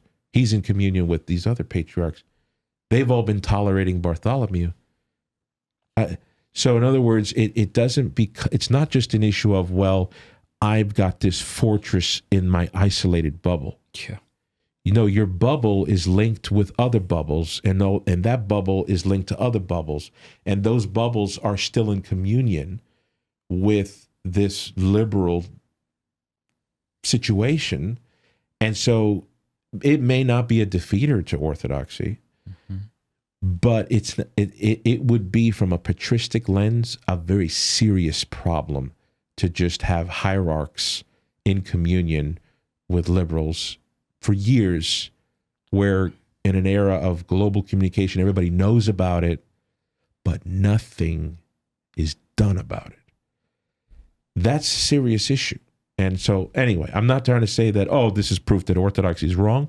I'm just saying this as a way that if you become Orthodox thinking that a Vatican II experience is impending, you don't have to think that. It's already been going on. So it can be the case of out of the frying pan into the fire. For those who are on the ledge of Catholicism, they're disenchanted, they're frustrated with Pope Francis, they're looking for a safe option. It could be going out of the frying pan into the fire. In most cases, they're going to feel it's not. Mm-hmm. Because the Orthodox just have a better way of maintaining at least that sense of security. But it's undeniable that when you start to get into the hierarchy, that things are far more lax than it can be claimed to be. A lot of the American converts to Orthodoxy, for example, and all credit to them. I appreciate the masculinity that the Orthodox are trying to bring back onto the scene. Yeah. That's much needed. But let's not pretend that characterizes all the ranks up to the top in Orthodox Christianity. And it could be, an Orthodox could say, look, Erick, I realize it's bad. Yeah, my bishop says that, he does that, he's a liberal. But I think that I can absorb the brunt of this and be fine because of these reasons. Okay, well then when I say that as a Catholic, just give me the credit, Don't make me feel like I'm in another world where my ecclesiastical scenery is just completely abominable and yours is completely beautiful, at least admit that we're both having to come up with reasons for how to float in the chaotic waters. Then I think I get more respect from the Orthodox when we can level that way. Yeah. Yeah. Wow, that's awesome. Thank you. Next year is the anniversary of the schism, isn't it? One of them. You talking about the Nicene? You're talking the about Orthodox Catholic Easter. Yeah. So in they're having a basically. I don't know too much about this. I just know that they are meeting together. Pope Francis has said he will attend, where they're going to basically celebrate the anniversary of the Council of Nicaea, which okay. A lot of people don't realize, but one of the biggest issues at the Council of Nicaea was the date of Easter. So everybody remembers Nicaea because of the consubstantiality of the Father and the Son. But one of the big issues was the celebration of Easter. When should it be celebrated? Should it be on the 14th day of Nisan, or should it be on the Sunday of that week? Well, they all ruled. Constantine made it imperial law. Well, so they're going to celebrate the anniversary of that, and the idea is for Catholics and Orthodox to now celebrate Easter on the same date. Okay, all right, I misunderstood. Thanks for clearing that up. I heard, at least from what I know, I heard a few people say that they were speculating. Oh, what if the like Greeks, a reunion? Came into union with Rome? Man, I think it's very hard to say what would happen. I'm almost certain that there are some patriarchs who would just excommunicate whoever does that. Oh, yeah. Moscow. But see, the thing about Moscow, the Patriarch Kirill, and, we were talking about Vatican II, Patriarch Kirill is not this, like uber canonical, true Orthodox kind of guy. A lot of people think he is. He signed a document with Pope Francis. It's called the Cuba Declaration. They met in Cuba. They flew into an airport in Cuba, sat down with each other, and wrote a joint declaration. When was this? Oh, this is with which pope? Pope Francis. Really? Yeah. Patriarch Kirill and Pope Francis. Yeah. In Cuba. Yeah. Missed that. Yeah, look it up. And they wrote a joint declaration. And one of the things in that declaration that they said was that we will not try to proselytize from either of the two churches, and they quoted Paul, who wrote to the Romans 15. It says, I will not go where another man has already planted. Wow. Which that's problematic for both of us. It's problematic for both of us, but it's not widely known. And most of the Russian Orthodox people I know just say, well, I mean, to join whatever that document, but it's still there. Yeah. I do think though that Kirill would excommunicate. Well, he has already removed Bartholomew from communion because of the situation in Ukraine. But if Bartholomew joined the Catholic Church, I do think that there are patriarchs who would just say, okay, he's on his own. We have our church, the 13 autocephalous heads, or they might ordain another competitor in Constantinople. Yeah. I don't think it'd be a very beautiful scene. What would have to happen for the Orthodox? We talk about them like they're a unified body, but what would have to happen for the Orthodox for us to come into communion with them? And then from the Catholic point of view, what would have to happen for them to come into communion with us? Yeah. Wow. The Orthodox, from what I know, if we're thinking historically, the very first thing that needs to happen is the filioque needs to come out of the creed. And then I would say that... Do you think it's problematic that the Eastern Catholics have already done that? I don't, because I think it's important for us to have one creed, but there's just a historical realism that tells us that there were different creeds, especially before Nicaea, like the Apostles' Creed, the creeds that were going around that Irenaeus used or Cyril of Jerusalem used. They were not exactly the very same. Even after Chalcedon, the West still used the Apostles' Creed in their catechesis. And then we have the well-known Athanasian Creed. That was widely used by monastics all over the West. So historical realism tells me that it's not a big deal if we have a couple different creeds. Okay. So I don't think it's this egregious problem that the Eastern Catholics, that situation exists. To admit it isn't to deny it. Right, yeah. But I think the Orthodox, historically speaking, they have assembled synods and confessions detailing why the Latins have come out of the body of Christ. And it all goes back to the filioque, historically. Today people don't feel the pressure of that. They think it's the papacy. They think it's the liberalism. They think it's the liturgy. They think and there are a lot of things that I just don't know how the Orthodox would commune with the American Catholic Church. I just don't see how that would happen. But certainly the filioque, its doctrine will need to be repudiated, I think, by the Catholic Church.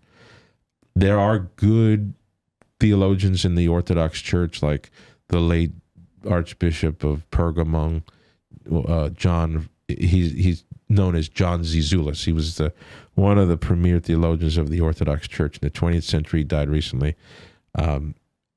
Even him, he made great strides to try and find a middle ground on the filioque.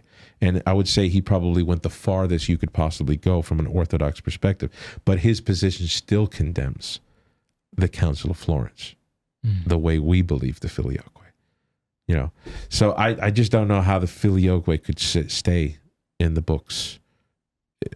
Then papal supremacy, the Orthodox went far at the Florentine Council in saying that Christ handed to Peter full power to govern 10 and shepherd the flock, the universal flock.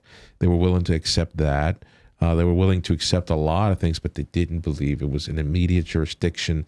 They didn't believe that the Pope had the power of infallibility.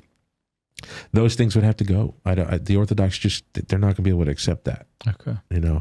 Then the use of unleavened bread, that may be an issue for some Orthodox, because that was definitely an issue back in the day.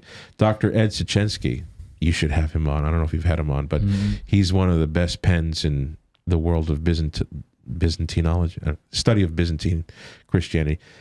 He's wrote a book. It's called Beards, Azymes, and Purgatory. What's it called? I think it's called Beards, okay, Azymes, and Purgatory. All right. So he wrote this trilogy on the East-West division. Yep. The first one was on the filioque. It's the go-to source. Then he wrote a book on the papacy. And then he wrote a book on the beards, Azymes, which is unleavened versus leavened bread, and then purgatory. So basically he wrote like a trilogy on what is dividing Catholicism and Orthodoxy, and all three are published by Oxford. And he would probably argue that the unleavened bread issue is not necessarily a big, shouldn't be a dividing point today. But then you've got the palimism, essence and energies, beatific vision. We have dogmatized that we will see the essence of God. Big issue for Palamas, big issue for a lot of Orthodox.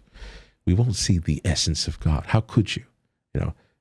We are going to experience the energies of God, what surrounds him, not him. Well, it's him, but it gets into a quirky issue with that. So I do think that all those things will have to be peeled back for the Orthodox to say, okay, we're ready. Catholics, I don't think, we just need them to say they're okay. We've basically accommodated them so much, Filioque, as long as you say through the Son, we don't even need more details than that. As long as you don't condemn Florence, as long as you don't condemn Vatican I, Vatican II, the Immaculate Conception, we're ready to have you guys back at the dinner table. Interesting. So, you were saying if Bartholomew and the Greeks came into union with Rome, that they would be excommunicated, right? So I guess my question is, suppose we do start to see groups coming into communion with Rome, there's going to be, realistically, Orthodox groups that excommunicate or disassociate with those groups who are now in communion with Rome. So could we just say, well, the schism has already ended, and it's called Eastern Catholicism? Because that has happened. People have come back into you. Like, Yeah. I'm being a little playful. Yeah. It's a good question.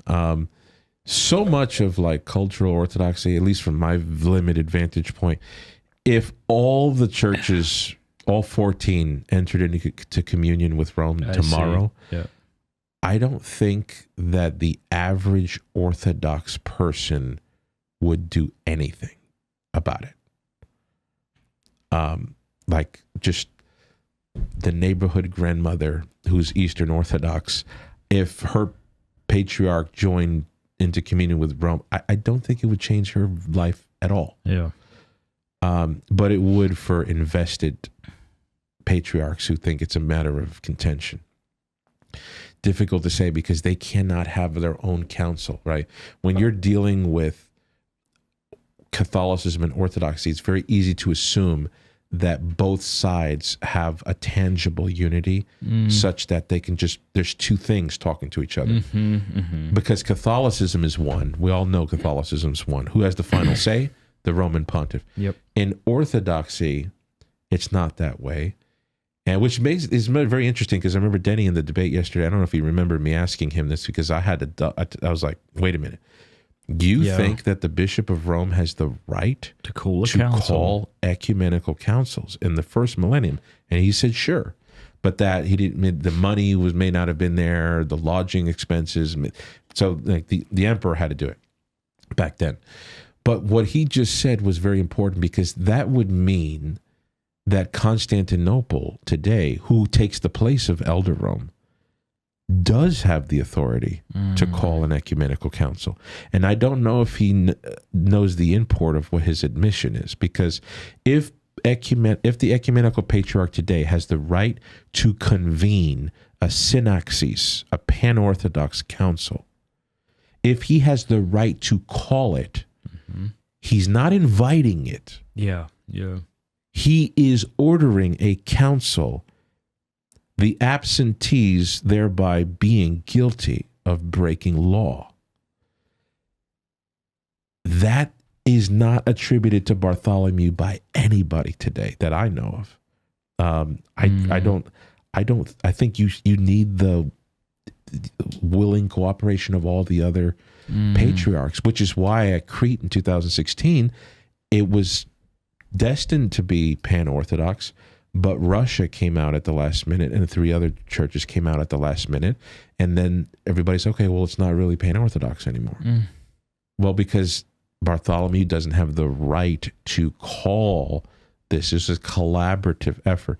But if Ubi is right and Rome had that right, and therefore Constantinople had that right, then maybe if Constantinople goes into union with Rome, according to Ubi's ideas, there ain't much to really combat, because what are the other patriarchs going to do? What, does Alexandria now have the power to call a universal synaxis? What canon says that? I don't know of one. So I think their inability to have a pan-Orthodox council is already the handwriting on the wall for how impossible it is to talk about a Catholic and Orthodox reunion. Yep. Because they don't even have a methodological reunion within themselves on a universal level. So to talk about reunion with Catholicism, it's just going to devolve to partitions coming in, just like Eastern Catholicism came in through groups, partitions. And do you think there were things that Ubi said in the debate that he's going to get blowback for, or at least people who are generally on his side are going to publicly disagree with? They might disagree with that the Bishop of Rome had the right to call ecumenical councils. Usually scholars and Orthodox are adamant, no, the emperor had the right to call an ecumenical council, not any bishop. I mean, he seems to want to take serious the data. So there are Orthodox out there who, like, for example, I asked him, do you think the Russian Orthodox Church is canonically illiterate? he didn't really answer the question, I don't think. I can't remember. But the reason why I asked that is because the Russian Orthodox Church has produced official statements on primacy, particularly about Constantinople, denying that Constantinople has any kind of jurisdiction over the universal church, whether appellate or immediate, it doesn't matter. And they follow from canonical commentators like Saint Nicholas of the Holy Mountain, or Saint Nicodemus of the Holy Mountain, the Hagiorite, and others who say Constantinople's primacy is regional. It's just to his patriarch. But Ubi seems, in his writings, in his videos, he seems to say that Constantinople, like Rome, has a universal appellate jurisdiction. Remember, in the beginning of the debate, he said Rome was the universal archbishop. Yeah. So Constantinople today would have to be the universal archbishop. The problem with that is, what are the prerogatives of an archbishop vis-a-vis his bishops? There are canonical prerogatives. So as soon as you say that Constantinople enjoys the position of a universal archbishop to the other patriarchs, you put him in a position where he has power over them. And that's just, you don't come across a lot of Orthodox who say that. Yeah. Yeah. And then wouldn't it be the case that Moscow would be rejecting the legitimate authority of Bartholomew? Yes. Yeah. And if it's a divine issue, then the Russian Orthodox Church would be guilty of denying a divinely instituted organ in the church, which, and we didn't get to that, but we didn't have time to get to it. I want to tell you about Hallow, which is the #1 downloaded prayer app in the world. It's outstanding. Hallow.com/MattFrad. Sign up over there right now and you will get the first 3 months for free. That's like a lot of time. You can decide whether it's useful to you or not, whether it's helpful. If you don't like it, you can always quit. Hallow.com/MattFrad. I use it. My family uses it. It's fantastic. There are over 10,000 audio guided prayers, meditations, and music, including my lo-fi. Hallow has been downloaded over 15 million times in 150 different countries. It helps you pray, helps you meditate, helps you sleep better. It helps you build a daily routine and a habit of prayer. There's honestly so much excellent stuff on this app that it's difficult to get through it all. Just go check it out. Hallow.com/MattFrad. The link is in the description below. It even has an entire section for kids. So if you're a parent, you could play little Bible stories to them at night. It'll help them pray. Fantastic. Hallow.com/MattFrad. I have some questions here from our local supporters. I want to invite everybody watching, if you would please consider becoming a supporter of ours over at mattfrad.locals.com if you have the means. When you become an annual supporter, we send you a free Pints with Aquinas beer stein. You just have to pay for shipping. You'll get these interviews 1 week before they hit YouTube. You'll get to be part of a beautiful community of Catholics and non-Catholics around the world who aren't there to be trolls, but are there to support each other here on Locals. It's really great. You also get exclusive streams from me and other things besides. So please consider it, and I appreciate your support. mattfrad.locals.com. All right, I haven't read these, so let's see here. How does one, this person asked to be anonymous, how does one inspire a very sick, lung disease, terminal, not sure how long, Catholic family member to come back to the sacraments, specifically confession, followed by Holy Communion? I would say that emphasizing the essence of the gospel as a path of suffering. The gospel is an invitation to those who suffer and who are near death. That's the cream of the crop for Christianity. If you are in that specific situation, that is, it's like a force of gravity bringing you in. The Savior himself suffered. And so the only way to really overcome this unstoppable force that's attacking your body is to go where you can be saved and to join the Savior who himself embraced suffering. And then to emphasize the love of God. Also to say, what else are your options? You have lung disease, you're dying, you have cancer, you're stage 4, this state, whatever. Hedge your bets. Where are you going to go? Yeah. Where are you going to go? Are you going to reject the sacraments, reject the faith, and then go to some other place? to find relief? No, you are doomed. This is it. You have one place to go, and that's the vortex between life and death, which is the sacraments. Yep. Selin says, I hate to ask, but what do you think about Michael Lofton and all the papacy debacle? I hate to see so much disunity among great Catholics and the church in general. What was the first question? What do I think about Michael Lofton? What do you think about Michael Lofton and all the papacy debacle? Okay, I see. Okay. Well, it's no secret. You know, we did have a collaborative. We did collaborate in the past. I helped him with Reason and Theology. He had recently taken issue with me saying that I helped him start it. That's fine. I didn't mean to say like I had ownership of it or anything. I was just there since the beginning. So we helped each other out. Well, where it's at today is I think Michael Lofton has healed his former objections to Catholicism that were built on radical traditional reactionism. You know, that's what led him out of Catholicism in the first place. So when he came back to Catholicism, he had to heal that. He had to undo that perception that he had that everything is just so terrible and the church is basically the gates of hell have prevailed. So he has basically had to rethink whether that actually yielded. So he had to question all of his trad reactions. And he has a point. Nuanced Catholicism, right? That's the way to take two things that look like they contradict and make them coherent. Well, that is true. All credit to Michael Lofton. We do that. We have to do that. To say that we can't do that is just ridiculous. Problem, I think he's gone so far in the direction where he's just he just no matter what, he's going to reconcile two things that clearly don't go together. And so I think that God bless his heart. He's trying to do the right thing.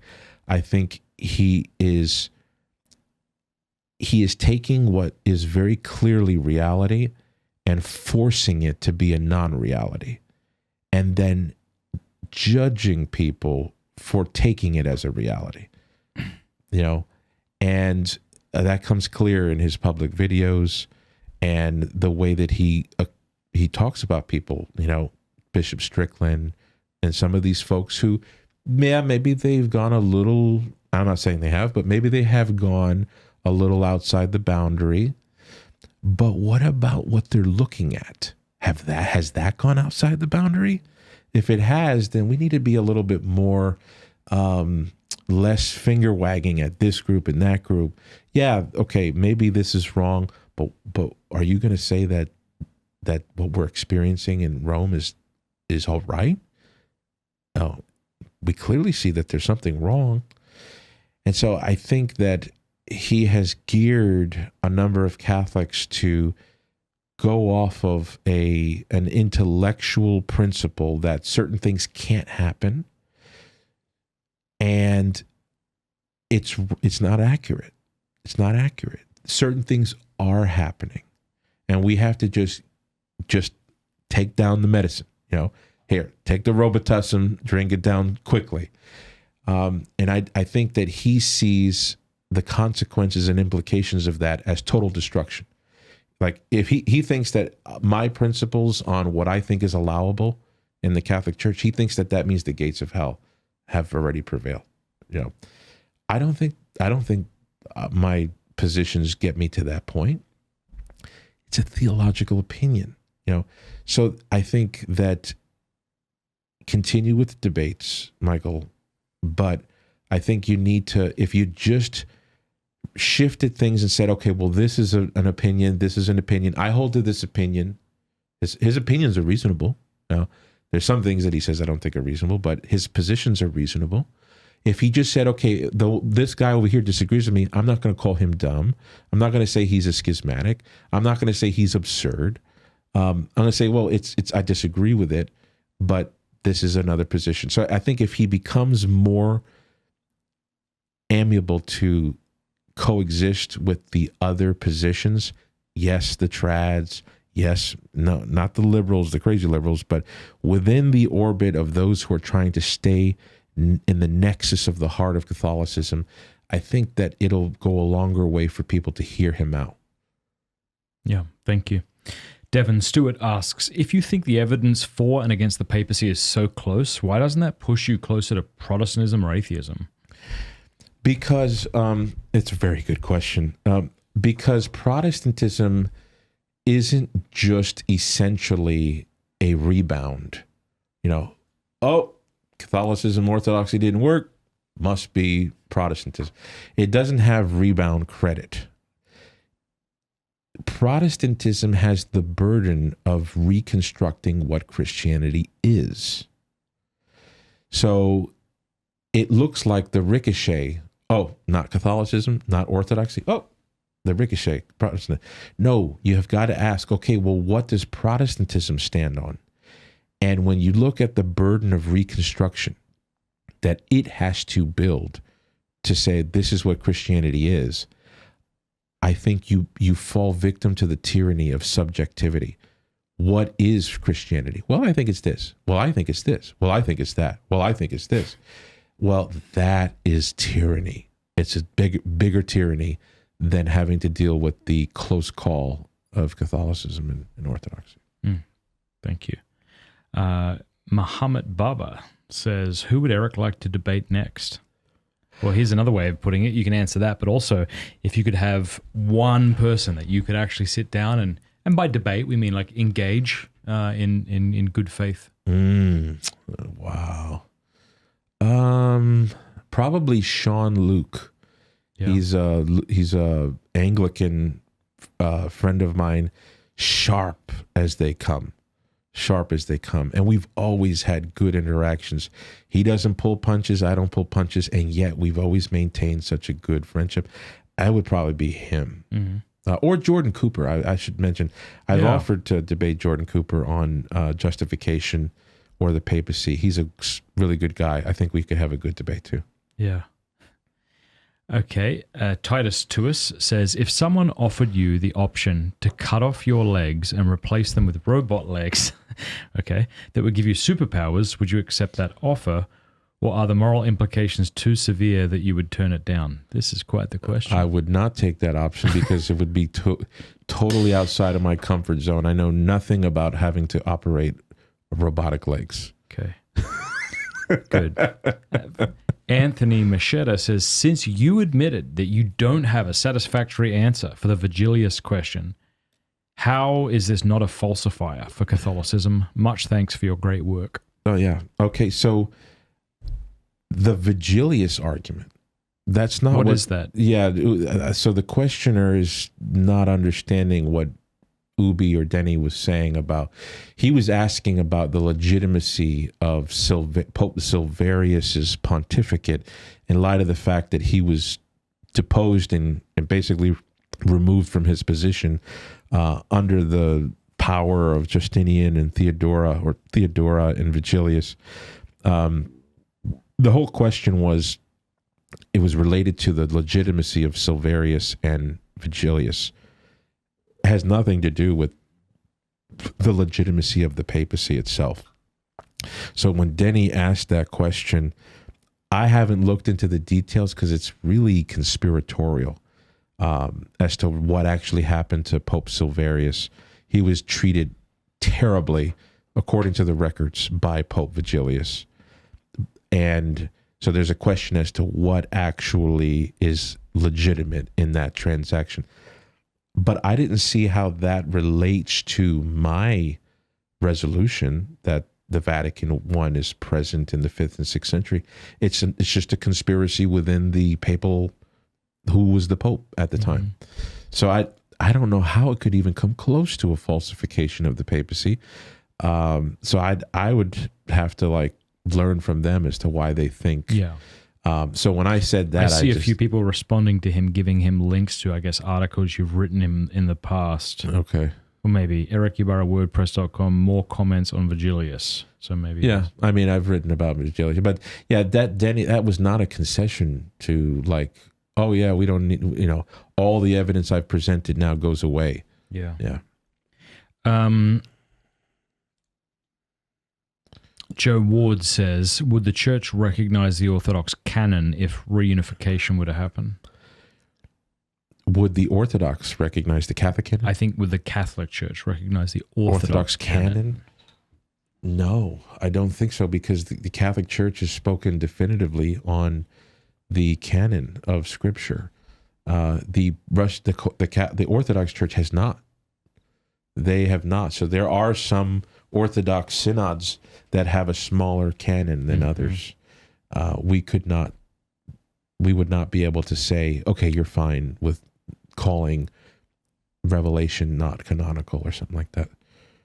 I'm not sure if you're familiar or not, but I think Jimmy would say it's possible because at the Council of Trent, when the canon was ratified, what was declared was the books that are inspired. Yeah. Not a declaration about what books aren't. In other words, the Catholic Church could theoretically leave open the possibility that maybe there is another book or two. So my understanding, the only other Orthodox body that has more books than us would be the Ethiopic Orthodox. Oh, okay. The Orthodox Church have a subtraction. Oh, I see. I apologize. No, that's okay. Yeah. That makes sense then.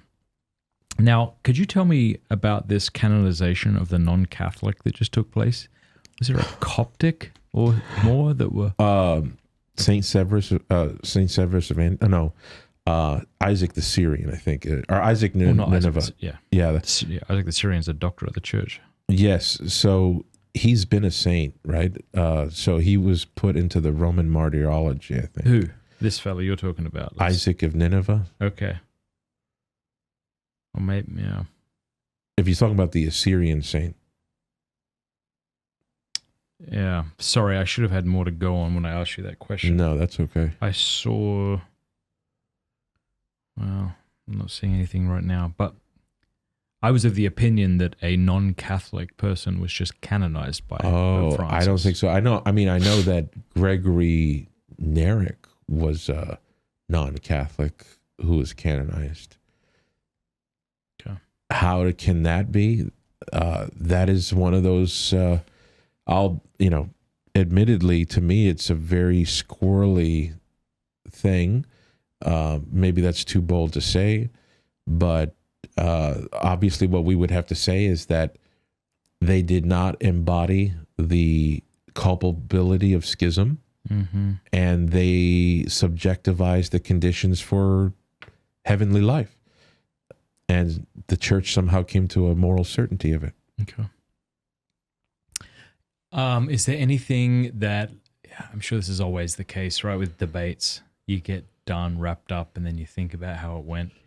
Are there things that you, obviously the answer is yes, but are there specific things you wish I should have done that better? I wish I had responded this way. Yeah. So he brought up the Latin term auctoritas, that when the popes in the first millennium talked about their authority, or when other people referred to papal authority, they used the classical Latin word auctoritas, which is to be distinguished from another word for authority, potestas, which means like power and authority. Well, auctoritas has an origin that gives it more of like a soft power, like it's got the ability to ratify, but it's not something that is like an authority to impose and coerce, make command. And he said that auctoritas has that lesser meaning. So the kind of primacy in the first millennium that the Pope had was like a lower version than today, where today the Roman Pope has potestas over all Christians. Well, I wanted to say I've written an article recently surveying the use of auctoritas for the last 2,000 years. And the usage of that term is so wide and it's applicable to so many different domains. In fact, the pseudo-Isidorian decretals, which Denny / Ubi has historically said, the pseudo-Isidore? Yeah, that's where they created the papacy. The forgeries, right? Well, in the forgeries, they used the word auctoritas to refer to the Pope's power. How could they do that if they all knew that auctoritas meant something like honor or something less? Dictatus Papae, one of the most widely referenced documents illustrating the Hildebrandian supremacy of the papacy, uses auctoritate to refer to the Pope's authority. Unum sanctum uses the word auctoritate to refer to the Pope's authority. So it's very clear that auctoritas does not need to be whittled down to one meaning of like a less honorific kind of ratifying, permissible authority. It's got wide range of usage, and it can be used to describe full-blown jurisdiction to command. I wish I would have said that, but we didn't have time. Yeah. Yeah, it seemed to be heating up towards the end there. It felt like we were just hitting. Oh, yeah, Vigilius. Traction. Yeah, I wish we'd had no more time to talk about Vigilius, but that's like and I accepted. I said we should do the 5th, 6th century because I wanted myself to be challenged, because for me, the most challenging part of history is the Vigilius event. And I put myself in this position because I wanted to see how well I could do under it. But fortunately, we didn't get a chance to go too far into it. So. Yeah. Eric, as we wrap up, what would you point people towards? I know we have your excellent, how do you feel about your book on the papacy? Oh, I go back to it and I think it's a great resource for new students who don't want to spend 12 years doing all the hard reading I did. Yeah. I put it all together for you, and then you could branch out from there. Yeah. Study the best on the Orthodox side. So I recommend that for those at home, it's called The Papacy, Erick Ybarra. Yeah. Where else can they go? Well, so I have a book on Melchizedek and the Last Supper. That's probably I get the highest reviews for that because it supports the Catholic Orthodox view of the Eucharist in history and from the Bible. I have a book on justification for Protestants, and I have a book on the Filioque for the Orthodox Church. And then if you want to check out my Patreon, Classical Christian Thought, I have tons of articles, videos. I have a course. I'm lecturing through the papacy book. Whereabouts? At Patreon, Classical Christian Thought, yeah. So are you also on YouTube? I am on YouTube, Classical Christian Thought. I see, but primarily your stuff is over on Patreon? Or? It's half and half. Yeah. It's like half and half, yeah. Brother, it's always just lovely to talk to you. Likewise. Yeah, Thank it's you for nice to having talk to somebody who kind of, also agrees that we're in a bit of a fog and can acknowledge it without going insane or man, we're all in the bunker. Yeah. All right. Thanks. Thank you. God bless.